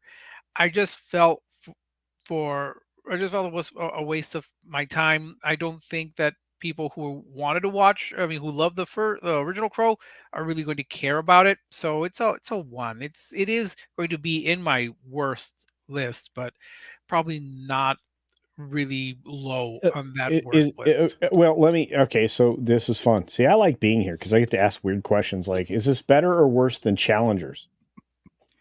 No, it's worse. It's worse. I'm sorry. Challengers is at least well shot by Luca Guadagnino from that aesthetic visual point of view. And it has a great score. Sorry. Yeah, Challengers is a piece of shit, but at least it's shot well. Yeah, Challengers has great music in it. So actually, I was gonna say it's one of the things that you could, if they would have had more tennis, it would have been a better movie. and Maurice, I will give The Crow 1 point because it used an Enya song. So there's that. So Maurice asked the question, is this worse than Madam Web? I say no to both. This one is not as bad as Madam Web or Challenger. Challengers is probably my number 6 worst film of the year. Madam Web probably just fell out of my top 10 at this point, but Madam Web was way worse. Yeah, like I said, I've seen a few worse. First of all, no one can tell me that this isn't the worst film of the year unless you've seen I Saw the TV Glow. So unless you've seen that movie, you can't tell me that this is worse than that. I haven't, and this is I'd rather watch this than Argyle. And Madam Web was not I mean, it was You bad, would but watch it was this over enjoyable. Argyle? I would rather watch this over Argyle. I wouldn't go that far. This one didn't leave me angry as Rick? Argyle did. Yeah, Argyle just left me almost with shaking fury. And Madam Web was close to being almost so bad it's good. Dude, you're high on your own supply, bro. All right. Anyway. All right. And by the way, Rob, I'm unlike you. I will criticize the shit out of everybody's review. That's what I do.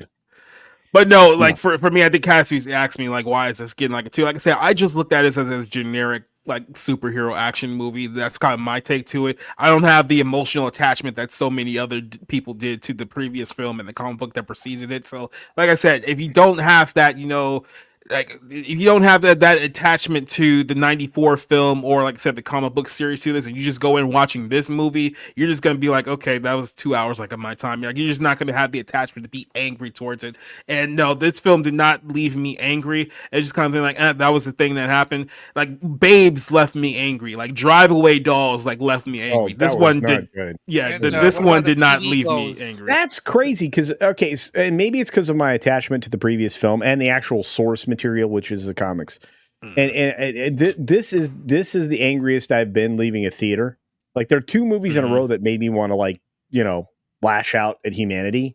It was this one and Borderlands, and then they came really close together. I was like, oh, this is, and they're both Lionsgate. Like, the 2 movies that really made me angry when I left the theater was Drive Away Dolls. That was horrific. And then the Magical Society of Magical Negroes, movie. Did that I ever show you my card? Too. I officially have this card. Mm-hmm. Oh boy, here we Oh go. wow. Yeah, it's all reflective-y. Yeah. So when I went to that film, I had this with me. I was armed. No, I just got to tell you, it was like the worst. That film was terrible. Wow. You know what? If you were trying to draw parallels between that film and this most recent one, I would say they were both equally terrible. Maurice, okay, it's fine. Take shots. That was given to me by one of my. Like I said, I think it's just the fact that like I said, I'm exposed to more bad films that like this. I'll put it to you this way: if we were just doing like mainstream like films throughout the most year, this probably would be in my top 10 like worst of the year if it was just those type of films. But like I said, Borderlands I felt was way worse than this, as bigger disaster. I just watched a movie with John Cena and Aquafina called Jackpot. And I was you watched that? Yeah, I did a review on it on Bounding. I couldn't even do a traditional review of that movie. That's how bad that was. All right. So. Look, this may not be the worst film of the year.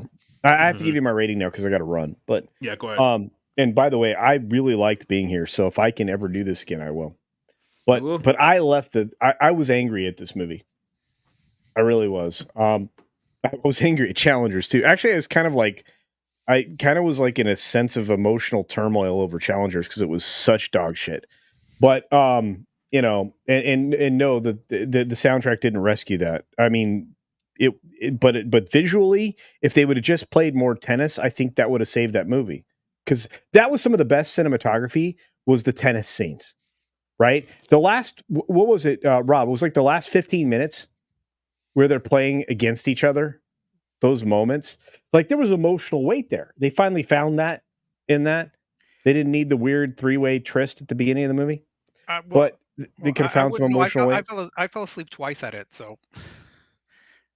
Regardless, this had zero soundtrack. It had no connection to the soundtrack of the original film, right? Because nobody makes that music anymore. It's something we talked about earlier today on the HCast. But this film is like a half a star. That's all I can manage. It's 0.5, and it may not be the worst movie of the year. But I've seen a lot of really good films. Like I'm going to go see City of Dreams on top of Reagan this weekend. Because those are my options. So I'm going to go see 2 films. I expect to be entertained and informed in a way that I haven't been before. This film lacked entertainment. I said it before. It was so unsatisfying with the ending that everything that they even tried to build on. And it's not Bill's fault. The story failed the movie beginning to end. And so oftentimes I don't mind incongruency. I don't mind, choppy films. As long as the salient points are like assembled in a way that they're logical. This didn't even do that. The first 2 acts you didn't need. Because it didn't contribute to the third act at all. I hate to say it, but this is top 3 bad movie of the year. This is in that top 3 category. At the end of the year, I'll modify that, but I was disappointed. And I just want to say this: Eddie has great hair. Okay, he does. I don't think he gets credit for it. So you guys need to give him some love on his hair. Okay, all right. It's that ink and gold. We always talk I hate to rate and run, but I had a good time. Well, they'll give you the floor here and let people know where they can find more. No, Jacob, if you ever want to have me back, I'll be here. I don't want to. Truly, the only thing I want to do is to tell you that you got to check out the gaming channel now, because we are dropping stuff regularly, both from Bounding and from That Park Place, and occasionally other places. Gaming is in trouble, guys. If you thought entertainment was in trouble, just real quick, when you said you had a gaming channel, I was like, when the hell did you start playing video games? I was like, gaming news channel. My whole life has been video games. Are you high? I went all the way from arcade to Atari. I had an original metal Pong video game. They before they were in plastic, they came in like metal. The Pong was originally metal. I thought it was all like Kiss decorated. So it's like metal Pong. Oh yeah.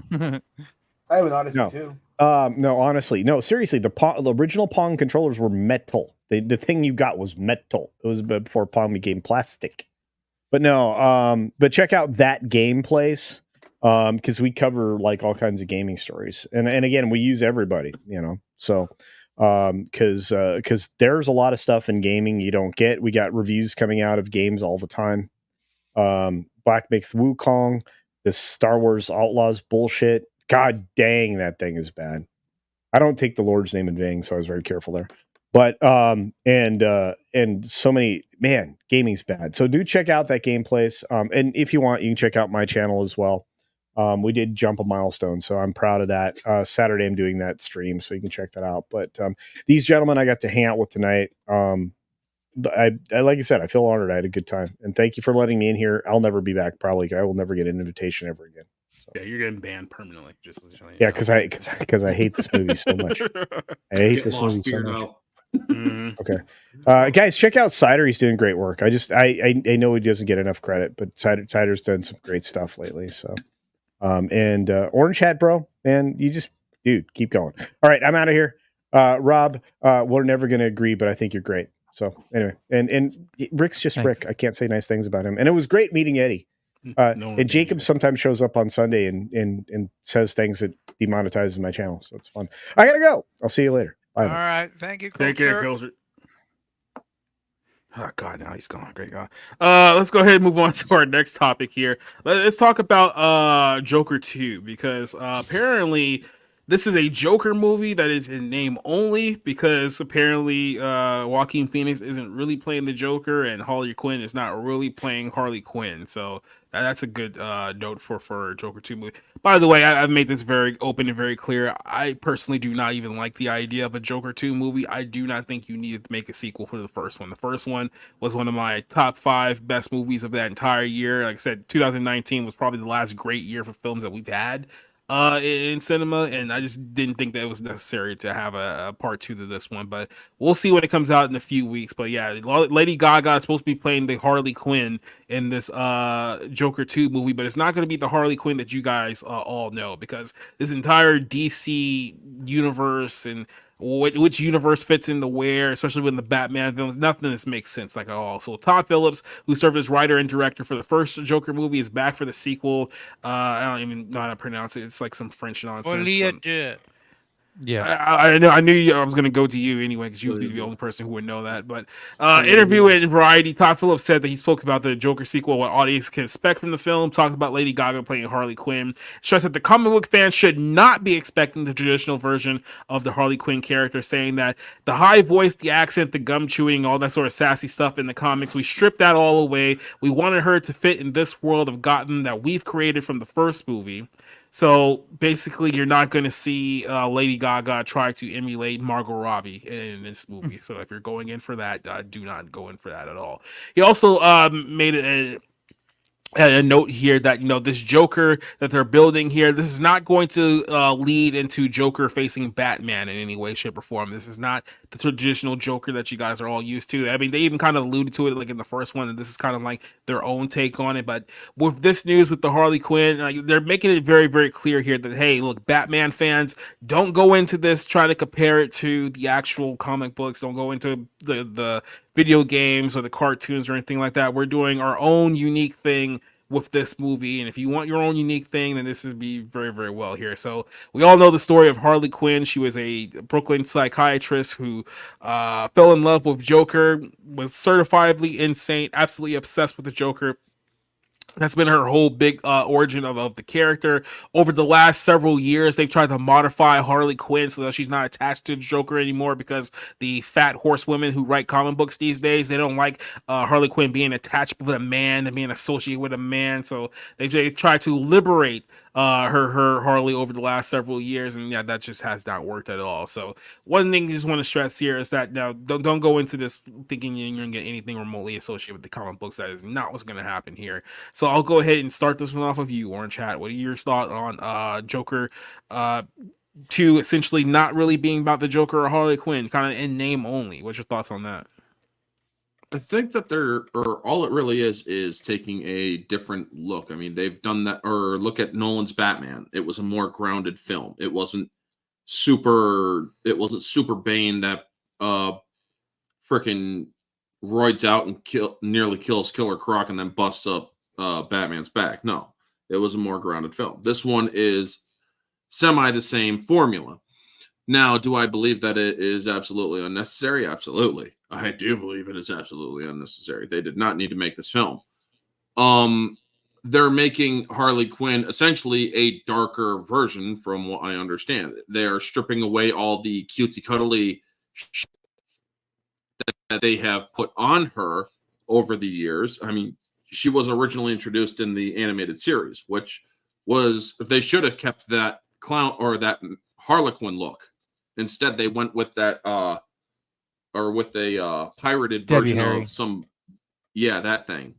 Yeah, Debbie Harry. Yep. And Blondie. I honestly think that they really, or them going back to the color scheme for this movie with the red and black, I am going to look at this movie. I don't have any qualms with Lady Gaga, other than a couple of things she may have said or her political outlook, and that's about it. But otherwise, I don't really have much reason to hate on her or anything like that. So I do kind of find her take on this slightly interesting, and I will take a look at it objectively. Is it going to be the same as Margot Robbie Harley Quinn or the original Harley Quinn? I believe the voice actress is now deceased. Mm-hmm. May she rest. But Harley Quinn, if they're stripping away all the cutesy cuddly stuff, good, because Harley Quinn originally was a doctor who then basically had a lot of Stockholm syndrome, fell in love with the Joker, and became as twisted as he is. So yes, she also has the psychosis and the homicidal tendencies that he does. So I do want to kind of look at that. Now, but I still do agree with the premise that this movie didn't really need to be made. Now, does this mean that she's not playing Harley Quinn? No, she is playing a different take on Harley Quinn. There is a difference. I mean, I don't believe that she is not playing Harley Quinn. She is just simply playing a different version of her. Multiverse, people. Look it up. Yeah, that we know too much about the multiverse. That's the problem. Yeah, I think he's a die a death. of 1,000 cuts or whatever. Eternal Look, Hellfire. looking back, I'm really okay. I'll just be honest about it. I did like Joker when it came out in 2019. Giving it enough rewatches and giving it enough time, I kind of see it as what a lot of people said at the time, people that were more critically minded of it, which is it's a giant ripoff of Martin Scorsese's greatest hits of the late 70s and early 80s. And that's largely what it is. That's fine. But I liked it. I liked it when I saw it. I actually I think the last movie I saw in the Cinerama theater in Seattle before it closed due to COVID. So it's like a historical theater. There's only like 3 of them in the world. So, but yeah, it was a memorable thing. I remember the hubbub and the fervor over they thought like incels were gonna show up and do something. It was a completely media generated thing. But all of that aside, I mean, it's just a giant distraction where the movie doesn't necessarily have that many interesting ideas. It's not really a Joker movie. It's using the facade of Joker to sell tickets, which is whatever. It's fine. It's Hollywood. That's why they exist. It's totally fine. This movie was always going to get made with something that made, I think, close to $1 billion. I don't know that it hit it, but it's like right at 900 million. So did great. This was always going to get made. The fact that Todd Phillips is just making whatever the hell he wants, this is the man who made Old School and the Hangover movies. You know what I mean? So whatever, dude. It's not going to be for me. It's not something I'm interested in. So we'll see. As we say with everything, or as I say with everything, we'll see. But I don't have a whole lot of hope for it because I don't think the original had that many ideas or profound points of view to sort of express. But I'm old enough to remember when the media said that mass shootings were going to occur because Joker movie got released. Yeah, I remember that time. And they had police officers at movie theaters because the violence is going to be crazy. But I do. They should have had them at Little Mermaid. The military on alert.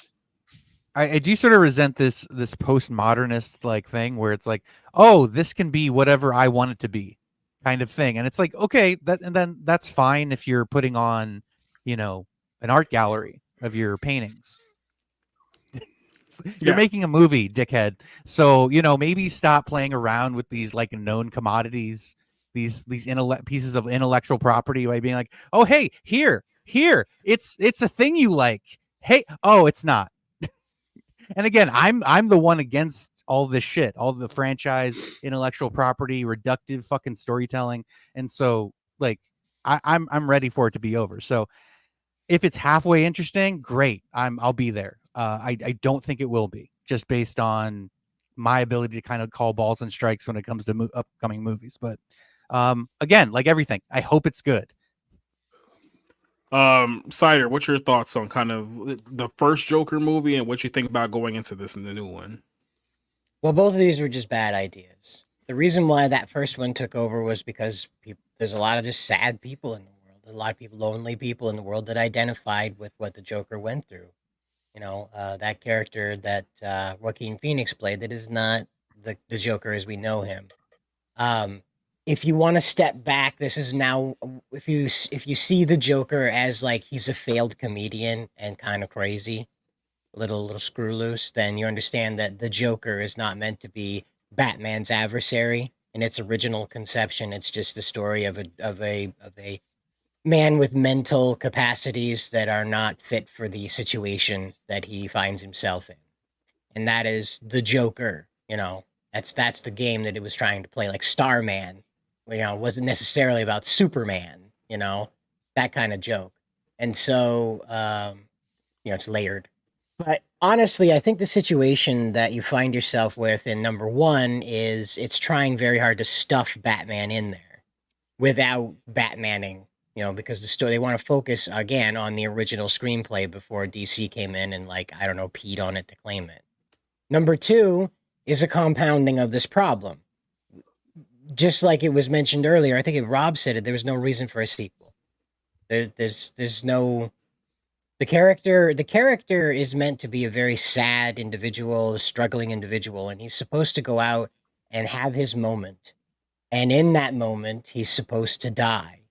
That is how it was supposed to end. Now the studio obviously said, "Wow, we've entered this. We might as well just kind of try it out. So we'll have him carted off to jail, and if he dies in jail, we'll just say so if we have to." And that'll be how it goes. And so that's how they went through with. Now it became such a success because, like I said, there were a lot of people who were very sad. The Joker has always been like an icon, especially since that Dark Knight movie came out with Christian Bale's Batman. The Joker has been an icon for people who are not necessarily desiring to go out and kill and torture and harm people. The Joker to them symbolizes a level of anarchy, a level of disobedience that is not necessarily malevolent, but it is going to kill people to prove a point. So it is wrong, but it is not in its goal setting out to be malevolent. It's out to prove a point. And so that's why Joker #1 was such a smash success, is these guys were like, whoa, we live in a society. And people really identified with, that's what you can get, and that guy getting shot in the face. They really identified with that moment, because who doesn't want to shoot those late night guys? Who doesn't want to shoot Robert De Niro in the face? Well, these days anyway. But and then #2, this is where we're at. Like I said, it's the compounding of the problem. We are trying to make this story of a deranged man having his moment into a franchise, and it simply was not going to facilitate it. That's why they can't bring in like happy-go-lucky Harley that gets slapped around, because it's not in the spirit of this regular guy that was intended to die when he had his moment. But by the way, another thing that a lot of people are going to forget, this movie is actually a musical. So not only are they doing a sequel, but it's a musical sequel, which is why hate it. Lady Gaga is in there to begin with. I just want to piggyback real quick on what Cider said, because that whole arc, the whole character arc you're talking about with him, he was supposed to die. It's right out of Taxi Driver. Yeah, he's a hero because he's killed these pedophiles, these people that are selling, child prostitutes. But it's like he was gonna kill the political leader before. He just wants one final blaze of glory, and the fact that he kills the right people, he's veiled as a hero. He's hailed.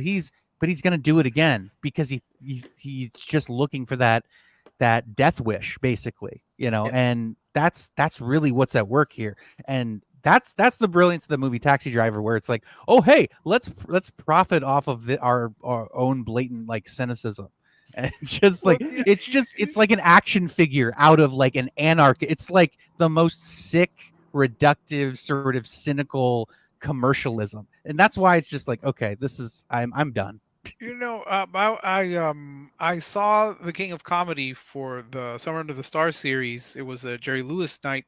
They didn't show it, and I was struck that this is like the more upbeat, for lack of a better word, the more upbeat version of Taxi Driver. Like if you don't want to see Taxi Driver because of the violence, watch King of Comedy because it touches on the same themes. With the first Joker, I gave it like a 4 out of 5 or 4.5 out of 5. I thought it was in my top 10. And I also said I probably would never watch this movie again, because I literally was the only film that I've seen where I left the theater shaking. One of the reasons I was shaking was because that scene where he punches out the clock, like, you told to punch out, and he punches it. The person next to me actually cheered, "Yeah, great!" And I'm like, no, that's not what you're supposed to do. You're not supposed to actually be cheering. You're supposed to be kind of horrified by all of this. So it was well made, but I was a little concerned. And no, I didn't think people were going to go on killing sprees because of this. That the killing sprees were from The Little Mermaid, because they're a bunch of pussies. Yeah, they were beating up each other during Little Mermaid. With Joker 2, I'm not perturbed that Harley Quinn is not going to be the way she was. Certainly in the animated series, where she's like her pudding and like Mr. J and all that. I guess they're going for something different, and let them make their own interpretation of it. It doesn't bother me, and it doesn't bother me that they're going to go away from the Margot Robbie version, which stuck closer, from what I understand, to the animated series, in which she was a psychiatrist who fell under the Joker spell. So yeah, I'm intrigued enough to. Are you going to watch that series? What series? What series, Spencer? I will be. I'm intrigued by this. I don't know if it's going. I mean, I don't know how well it's going to work as a musical, because outside perhaps the Fosse films, like Cabaret and all that jazz, I don't really think of musicals as being dark. Musicals tend to be very light. This is not going to be Dancing in the Rain. So yeah, Singing don't go in the there rain. thinking, Dancing in the rain. Sorry. Dancing with the Rain. Yes. That's one of the songs. Oh, the Kings of Comedy. Well, maybe the Latin Kings, because I need to relate to my heritage. So I'm intrigued. I don't know how well it's going to work as a musical, because you have to have a logic for them to burst out into song. In a musical, you can kind of escape that. In Fosse, falling in love is a pretty common theme there, and I'm pretty sure the theme here is that they're falling in love. Oh, I found someone that feeds into my delusional worldview. Yeah, but they did that a little bit in, what was it, 500 Days of Summer, where they did bring into song and dance, and I don't think you like that. But point being, we'll see how it goes. So I'm not bothered by this. I'm mildly intrigued by it. I definitely will go see it, but we'll see whether it really ends up being as violent as the first one. Well, not all the time there, Leslie. Oh, I want to get Eddie's last word here too before we move on to our closer real quick. Yeah, I remember watching the movie in the theater, the first one, and knowing exactly that this is just a Martin Scorsese rip off of everything. Going at the time, I was going through a lot of main character syndrome, so I kind of related a lot to what he was going through. Thank you, Cider. That actually was pretty accurate. I remember popping for the scene. I remember popping. Everyone laughed for the midget, right? Because the midget's trying to get out of the room, right? Everyone laughed at that. I actually popped for when Rock and Roll number 2 hit. And he finally decided to put on the jacket and walk through the hallway. That's when I popped, because I know that mentality. I don't think there should be a sequel. At the time, I was living that kind of shit, and now I'm not. So I'm not really interested in watching a sequel about what my relationships ended up becoming and everything else. So, I really could care less about this.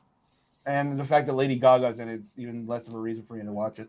So, yeah, I'll say this on the final word here. I don't have as glowing thoughts about Lady Gaga as Orange Hat does. I think she is a demonic witch of a human being, because she literally hangs out with demonic witches, like verifiably, like naked in the woods doing like fucking satanic rituals type shit. So yeah, I don't think that she's as good as a person. Abramovich or whatever that bitch's name is. Literally, quite literally a I student don't of follow Marina that, Abramovich. dude. to be fair, she is Canadian. Your interpretation of my thoughts. No, it wasn't an interpretation. It was an exaggeration of your thoughts. Well, whatever. But yeah, not the biggest fan of the Gaga. But look, in the context of this movie, this doesn't mean it's going to be a bad movie. I mean, I'll give him the benefit of the doubt because the first one was really, really good. But like I said, I don't see this going anything lower than here. Like I just don't see them matching the quality of the first film. I will be shocked if I'm wrong, but I just think that this whole thing was pointless. The only reason why we're getting this movie is because the first one made $1 billion, and they literally we need to capitalize on it somehow. So let's do another one, even though there was absolutely no reason for them to do another one. So well, I would be shocked if you put this as worse than I Saw the TV Glow. At least Joaquin Phoenix isn't going down to Mexico having gay sex with the dude and everything else. Yeah. Right, in this one. Whoa, Eddie! Look, we don't know. It's a musical, okay? That's true. Gay sex isn't out of the Gaga. question yet. And it is Lady Gaga. There is that rumor that was going around. Yeah, well, she wore the meat dress for a reason. She was born that way.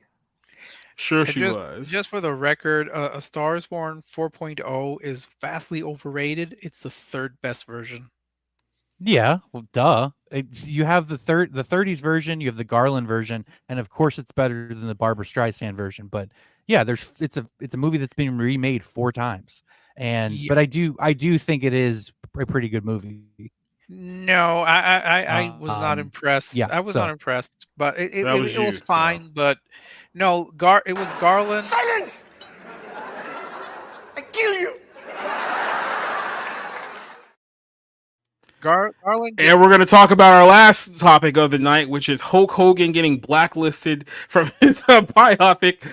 So Hogan, keeping with this theme of Todd Phillips here, he made the official announcement that the Hulk Hogan biopic that was supposed to be done with Chris Hemsworth is officially dead. That thing is not going to move forward now. And we're at this weird point with Hulk Hogan where a lot of people are trying to essentially white him out of history for a multitude of issues. So we'll talk about how this whole thing ended.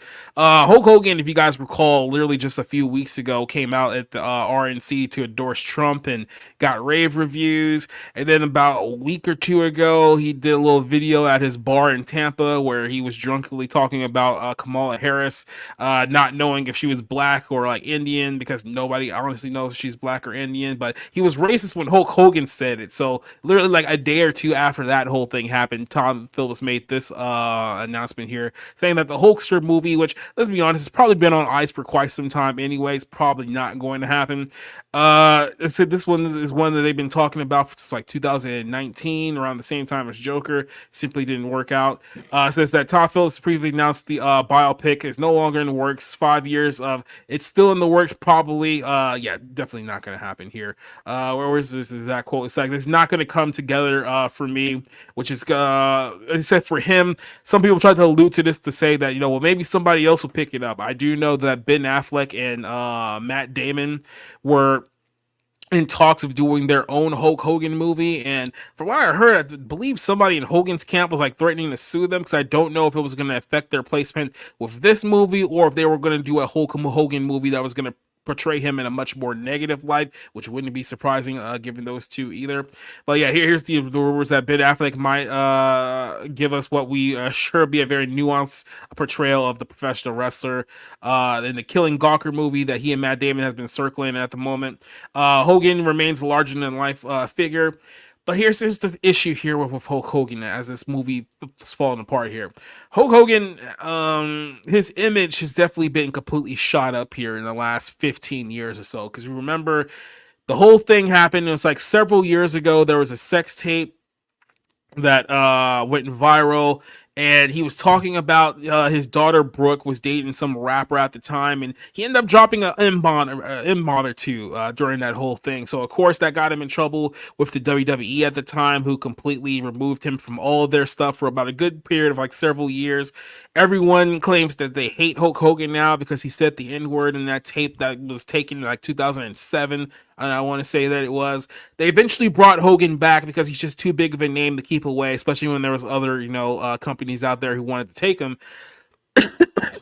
But it's this weird thing with Hogan where, you know, a lot of people hate him now because of his Trump support. A lot of people hate him for his sex tape. You're looking at a guy who was literally Americana for the entire 1980s, and that still had a massive presence in this country even in the 1990s. I mean, it's like if you ask any normie who hasn't watched wrestling in 3 to 4 decades, who's your favorite wrestler, they're going to say Hulk Hogan. Like Tom Brady just did an event with the WWE just like a week or two ago, and he was doing Hulk Hogan's like interest and theme song. Like Hulk Hogan is still over with a multitude of people, but it seems like there's this new generation of people, these, I don't know if you're going to call them Zoomers or the millennials, whatever, who just want to completely erase and tarnish his legacy based on something that he said years ago. And this is a weird time period because look, when you look at it, when Hulk Hogan finally does pass away, and who knows, and he's getting close to 70 now, he may live on for another few years, but when that moment does happen,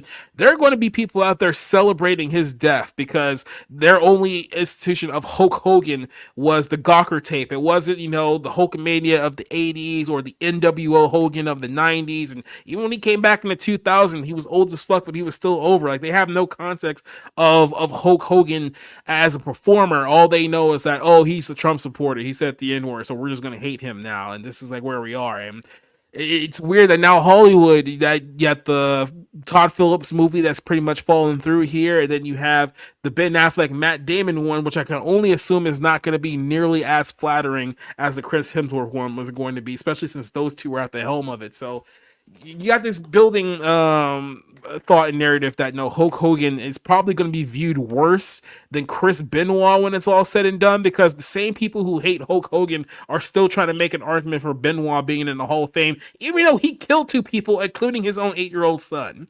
Now, that's just the twisted realm of morality that exists now here in 2024. So, Eddie, I want to start this one off of you. What is your thoughts on the Hulk Hogan project being dropped, and kind of Hulk Hogan's status in the world of pop culture as it stands today? Well, I remember hearing about the Hulk Hogan movie at least 10, 15 years ago. There was brewings about it for a long time. Mm-hmm. And back then we had no idea. I mean, Hulk Hogan we honestly thought Hulk Hogan would probably star in the movie. So, I mean, that's probably it's the only role that he's born to play. Hulk Hogan in general, listen, I understand why a lot of people have a lot of problems with Hulk Hogan, especially wrestlers.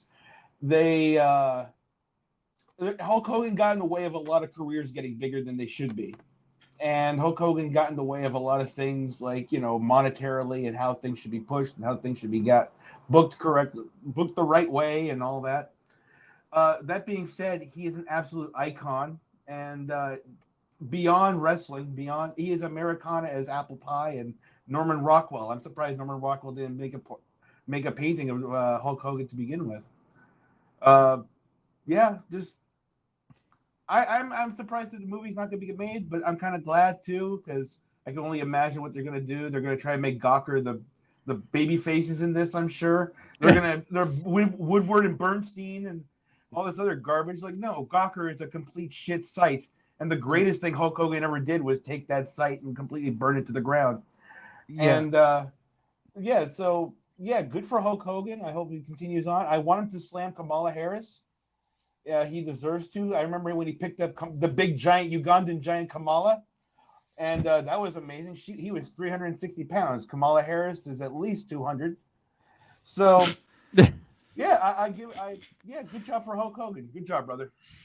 I actually saw the documentary about that, the Hulk Hogan Gawker thing, because I had no idea about it, and then kind of going into it, it was actually interesting, because I think they were kind of looking at it from this whole like, oh, it's a free speech issue, and it's like, this is not a free speech issue. When you obtain the material, and again, I don't want to use the word illegal, but by nefarious means or dishonest means or whatever it might be, that's not free speech. It goes out the window because there are these other legal stipulations. Look, I think Hulk Hogan is a great icon of wrestling. I think he's been a great ambassador for it. I remember him in the Three Ninjas movie, personally, as a kid. It was the only reason I wanted to watch Rocky 3. I was like, which one has Hulk Hogan in it? To me, he's just a fun, larger than life, big character, next to Macho Man, was part of that same era, and he's a great character too. But this thing where it's like, you want to take a guy when, he didn't know he was being recorded, or, in a moment of anger, or it's like, we all have ridiculous, listen, if I was recorded saying all the shit I said when I'm upset, yeah, I mean, you get in trouble for it now. You should have heard what I used to say to my significant other when I would be upset. It's just like, the term "out of pocket" I'm sure was invented for someone like, anyway. But the point is like, I'm very forgiving of things like that, and it's not who you are. It's a moment of upset expression, whatever. We all have moments like that, regardless of levels. You know what I mean? It could be anything. So I don't understand that. I was reading that the Ben Affleck Matt Damon thing would actually avoid the more controversial aspects of his life. And to be fair, those aren't really what makes Hulk Hogan an icon or interesting, or why you would want to have a movie about him. So I hope that that's still on the table, but yeah. And so I think that this was kind of in the works of getting canceled anyway, but the timing is very weird for Todd Phillips to come out just this week and be like, oh yeah, that's not happening. Yeah. Like, there might have been a chance, but definitely not now. But I don't know. I certainly am holding out hope that he's remembered for body slamming Andre the Giant at what was that, WrestleMania 3? Yeah. In Detroit in the Silver Dome. 93. Didn't he also body slam Yokozuna?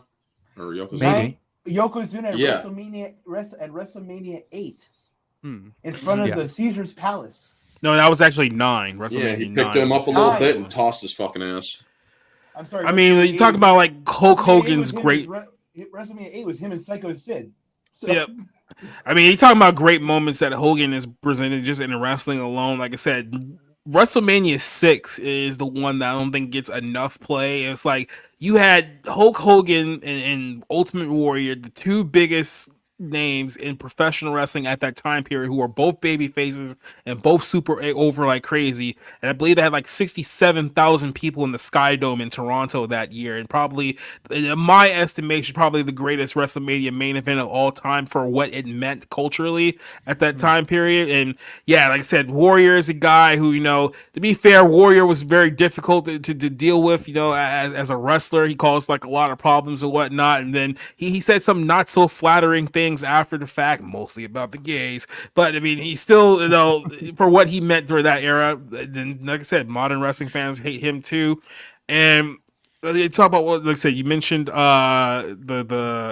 Yokozuna one, obviously. Then he went on after people thought that he was done. He goes to WCW. He's still a mega awesome wrestler over that time period. He helps create the NWO. It was like literally the genesis point of creating the greatest wrestling faction of all time, and he extends his career a few years. Then when he was almost 50, he goes back to WWE in 2002. The fans still love him to this day. So it's like, oh, fuck it, just put the belt back on him. And they made him world champion at like 50 years old in 2002 because people still loved Hulkamania. It's like because of the reaction that he got in Toronto, where it was like people acted like they were like little 10-year-old kids again watching Hulk Hogan. It's like it's one of his impact in the professional wrestling business will never ever be measured by anyone else. The only person you can argue that probably has the same drawing power is maybe The Rock, but even then, Hulk Hogan at his height was loved and revered, I think, far more than The Rock ever was. And that's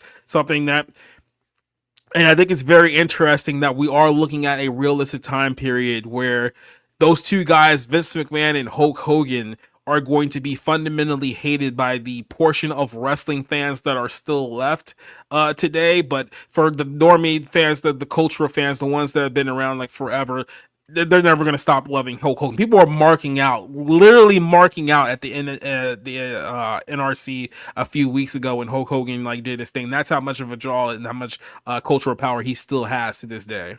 Well, and Leslie Tarkin in the chat makes a great point. It's like, and we've talked about this on Twitter, in chat and just in threads, but I do not understand the modern wrestling fan. I grew up with bra and panties matches. I grew up with, characters being politically incorrect. That was the fun of it. The fun of it was you had this direct conflict that that the baby face isn't going to be pushed around, and you have the heel just saying the most reprehensible shit. And it was like that created great television, great entertainment, and it made people want to watch. Even, by the way, when the wrestling wasn't great, they still wanted to watch to see a storyline play out, to see a performer, whatever, to see their persona. And I'm, maybe you guys still feel that. And Jacob, you've at least told me that you don't think wrestling's nearly as good as it used to be. And so but I couldn't get into it. I couldn't watch women wrestling and pretend like, oh, this is a, these are skilled athletes, at the top of their game. I mean, they land on their necks all the time, endangering themselves. And it's just, as a whole, wrestling has gone down the tube. So the fact that the fans are asking for it to be sanitized, I do not understand. The whole point was to have this fun, shocking, entertaining 3 hours of television every week. And now it's like they have more of it, but it's worse. Yeah. And I'll let Cider go in after this, but basically the reason why wrestling fans are so bad now is because people, like the old school fans, still think wrestling is like a bunch of like Southern hillbillies like marking out and drinking beer in the first row. That hasn't been wrestling since like the early 90s, to be completely honest with you. What happened was that when all of these companies fell apart, WCW and all these other ones, when Vince McMahon became the head honcho of the wrestling organization about 25 years ago, is that the entire industry shifted to fundamentally 3 cities. It shifted to the primary focus of New York, Philadelphia, and Chicago. That's where all the indie shows are, all the indie companies originated, and like their primary wrestling base is in those 3 cities. To the surprise of no one, New York, Philly, and Chicago are overwhelmingly liberal cities, right? So when wrestling became concentrated in that kind of like that 3-city area, it basically stayed like in that area for the most part. Of course, all it did was breed a bunch of left-wing wrestling fans, who is primarily the dominant base for both AEW and WWE today. And those are like the 2 major wrestling companies here in the United States. So AEW has a overwhelming progressive pro wrestling base, probably the most progressive wrestling base out of all of them. And then even WWE, outside when you get like, the casuals who will come back for like a Royal Rumble or a WrestleMania, those hardcore WWE fans are still those uber aggressive left-wing fans. And that's why the fan base today acts the way that they do, because they're essentially left-wing progressive nut jobs who just so happen to like pro wrestling. And then that's essentially where we are now. It's not the days of like the good old boys down in like Texas and Memphis and the Mid-South days. Like those days are long, long dead. Oh God, I wish we could get back to those days. At least people could work back then. Yeah, right. Like go back and watch literally any match from like the 80s and the 90s where they at least still try to make you believe that it was a fight. Like I was watching Bret Hart and Mr. Perfect from like 1991. Go back and watch their match. Every single move to every single punch that they did had an impact. You actually thought they were beating the hell out of one another. Now it's just guys doing like 450 flips and breaking their necks and being out for 8 months, or maybe 3 years. Biggie, there you go. But I know Cider had a point that I wanted to get to real quick. Sure, I guess. Here's an idea, okay? So we make Hogan the referee in the basketball game that they lower the nets and all of the basketball players are little underwear models. All right? The ladies, women basketball there, yeah. So we make Hogan the referee, okay? I think it'll work. Hogan would love that role. He would be perfect. Well, if I'm not mistaken, I think Hogan, because he's in Tampa, I think the closest team to Tampa would be the Orlando Magic. I think that might be the closest one there. So yeah. Well, I'm just saying it would help repair his relationships with the black community, introducing this sexy basketball, being a referee. That whole thing was over exaggerated. If you watch like the video, there's so much more things. First off, he's having sex with allegedly his best friend's wife at the time. Bubba the Love Sponge. Yeah. And so like in the middle of him saying the N-word, he also looks over at her and goes, "I ate like a fucking pig last night." So like, it's a really good impression. Yeah, like it was like. Well, let me tell you something, brother. Right, like, he was completely dazed. Let me tell you something. No, okay. Now, for what it is, I wish we could do it. That wouldn't be copyright. We could play Booker T saying that to Hogan, and that was arguably the greatest thing Hulk Hogan ever been part of. I'm sorry, that's one of the best clips ever. And you can see it. He turns to like the Sherry or whatever her name was. He's like immediately realizes what he says. He's like, shit, we're live. I love the part where Sherry buckles his chin. Like, oh, it's okay, baby. It's okay. Like I said, that's where we're at here with the realm of Hulk Hogan. But yeah, we're coming for you, nigga. Anyone got any final thoughts on this one before we wrap things up for tonight? I'm a real American. Yeah. Trumpomania. Let me tell you something, Brother Jack, dude. If you listen to the speech he gave, like rewatch it. It's a great speech, by the way. But if you rewatch it, he says, and I quote, and this is why I knew that we were going to win on November and everything else, Trump #1. The reason why we're going to win is because Hulk Hogan promised that America is going to get laid again. We're getting laid, everybody. Everybody, we're getting some. So Hulk Hogan said so. That's the only reason. I was trying to find the video here real quick before we head off. Oh, here we go. Here we go. I gotta play this right before we head out here for tonight.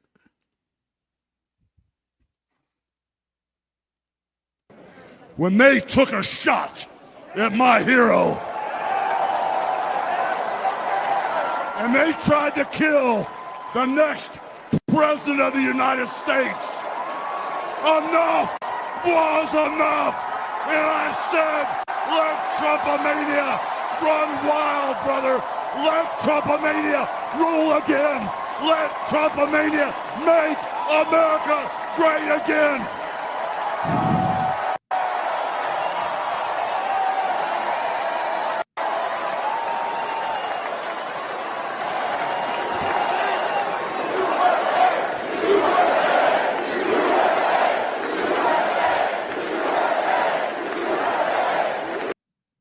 I mean, how can you not love that? Then that's literally pro wrestling 101 right there. Well, Folks. yeah, but that doesn't compare to Beyonce not showing up the last night of the DNC. All right? Mhm. And then lying, saying that she was never meant to be there. It's like, yeah, Yeah. sure, that's exactly what happened. Yeah, it doesn't compare to Tim Waltz almost waltzing onto the stage. All right, so yeah,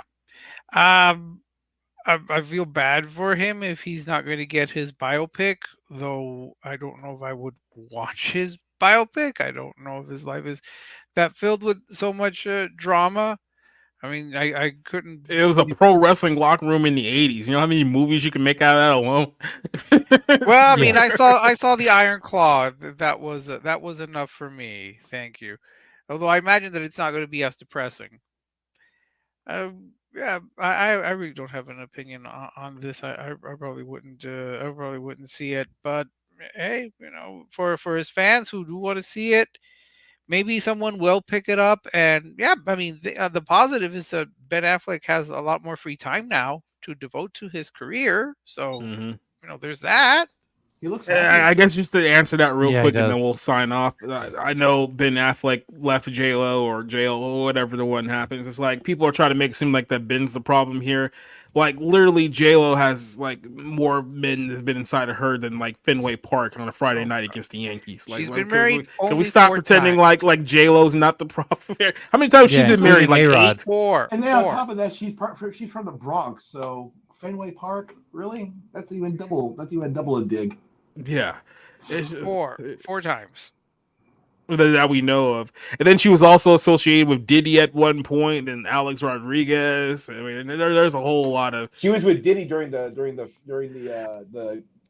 clubhouse thing. The shooting that Shine had to take the charge for. We remember that one. she's Jenny from the block, so of course she's gonna. And keep in mind, these are all the men that we knew of before her Fly Girl days. So that's not even counting the Living Color days, all those miscellaneous ones. So yeah, there's a backup dancer. You mean? Oh yeah. No. Was she a backup dancer too? Yes, yeah, she was. That's how she got was noticed. backing it up all right. I can guarantee you that much. And she was a dancer, and she was a cheerleader for the Lakers also. She was like a cheer coordinator. That's funny that you mentioned that. Triple digits. By the way, that's funny you mentioned that because one of her first movies is this movie called Blood and Wine with Jack Nicholson. Jack Nicholson is a huge Lakers fan, so I'm like, wait a minute. No, I'm sure Selena came out like 3 years before that, so never, I'm sure it doesn't connect, but it's kind of funny. Well, I'm gonna go ahead and give you guys a chance to promote anything that you guys got coming up that you want to promote. We'll start with Mr. Cider here. The corruptor now. You're not Spider Cider anymore. Now you're the corruptor. And you're muted. You're muted. So you're the corruptor and you're muted. Yeah, whatever. You said at the top I was weeding everybody, so I decided I was corrupting everybody. So I'm the corruptor. But anyway, over on Bounding into Comics, we're covering Bandai Namco going woke. That's a video that's up right now, and a story over on the website. And don't forget, at 9 p.m. tomorrow night is 01. So that'll be going on, but 8 p.m. rather, we have Tokyo Happy Hour, and Miss Nerdigans has quite a selection for us to talk about come 8 o'clock tomorrow night, and we'll see you there. All right, jumping over to this guy over here who's also muted. Hope he realizes that. Is our good buddy Orange Hat. What do you got coming up? Fight me. Still muted. Well, there you go. No, there no, shut up. Anyway, what do I got coming up? Oh, right. Next month's theme streams are going to be kaiju films and kaiju monsters and whatnot for Tuesday theme streams, 1:30 p.m. Tomorrow night, Jade Shadow, me and I, 8:30 p.m. We're discussing Kill Bill Volume 2. Thursday night, 8:30 p.m. exclusively on X. We're going to be talking The Quick and the Dead. Friday is Orange Hat Uncensored. Sunday is going to be the weekly recap. And Monday Night Rants is Monday, 9 p.m. And I'm trying to get to 2,000 subs, so any help there is always appreciated. Share my stuff out. Just do the normal stuff, man. And thank you to all who has supported me in my most recent bout of luck and success, I guess. So thank you to all of you for that, too. And yeah, y'all have a wonderful night. All right. Rob, you're next up. Howdy, everybody. I'm doing great. I hope you're all well. I plan on doing a podcast later this week on Any Given Sunday because football season is upon us. College football kicks off this weekend, actually Thursday, and then the NFL next weekend. So super excited for that. Looking forward to doing a podcast on probably my favorite football movie. So to kind of look out for that later this week. You can pretty much find everything there on my Twitter, which is at the bottom of the screen. My YouTube channel is Rob Motto Movies, all one word. The link is also on my Twitter if you just want to go there to access it. I'm going to have a couple reviews out this week, which is The Ministry of Ungentlemanly Warfare, which was terrible, and something else. Oh yeah, the Ghostbusters movie, which was also really bad. So look out for those here by the end of the week. And yeah, I'm just going to be watching Reagan, watching movies as usual, and that's about it. All right, jumping over to Rick. Hey everyone. Well, I hope to watch this movie again and not fall asleep, because when I went with my cousin, I fell asleep twice. I finished my Summer Under the Stars series today. Review of 12 Angry Men with Ozzie Davis, who's the star for today. Coming up, I've got more reviews already lined up, including The Crow and like some other films. Also have in October, I will be doing a Mummy retrospective where I will be watching 4 versions of The Mummy, 1932, 1959, 1999, and 2017? Well, the Tom Cruise one. And so, yeah, I've just got more reviews and trying to find a movie that I hate more than Argyle. So that's the eternal quest. And thank you, everyone. All right. And then Eddie. Hi, everybody.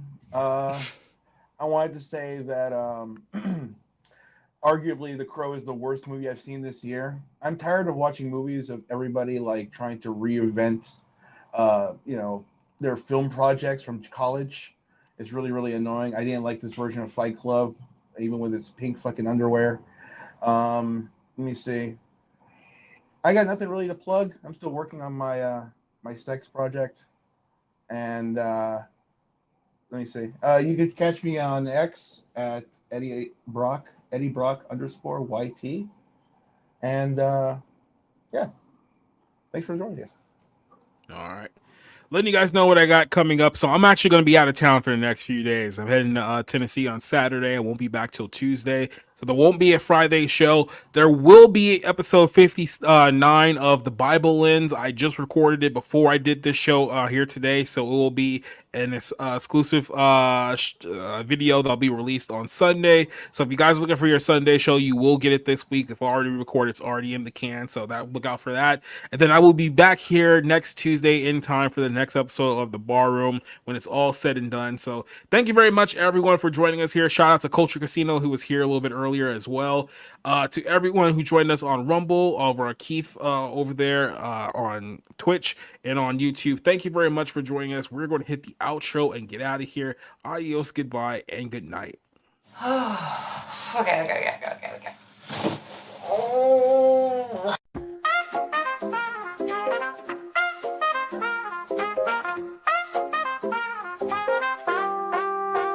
Making your way through the daily grind takes everything you've got.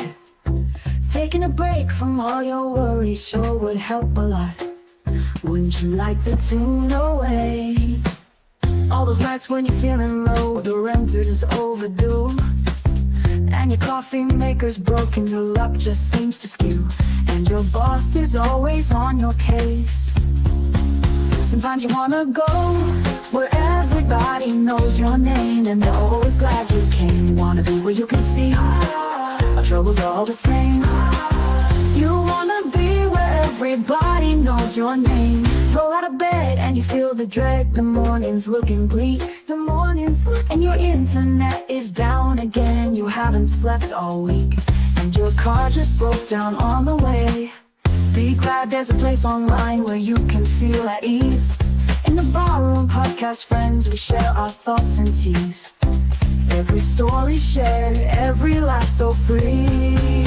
Sometimes you wanna go where everybody knows your name, and they're always glad you came. Wanna be where you can see our troubles are all the same. You wanna be where everybody knows your name.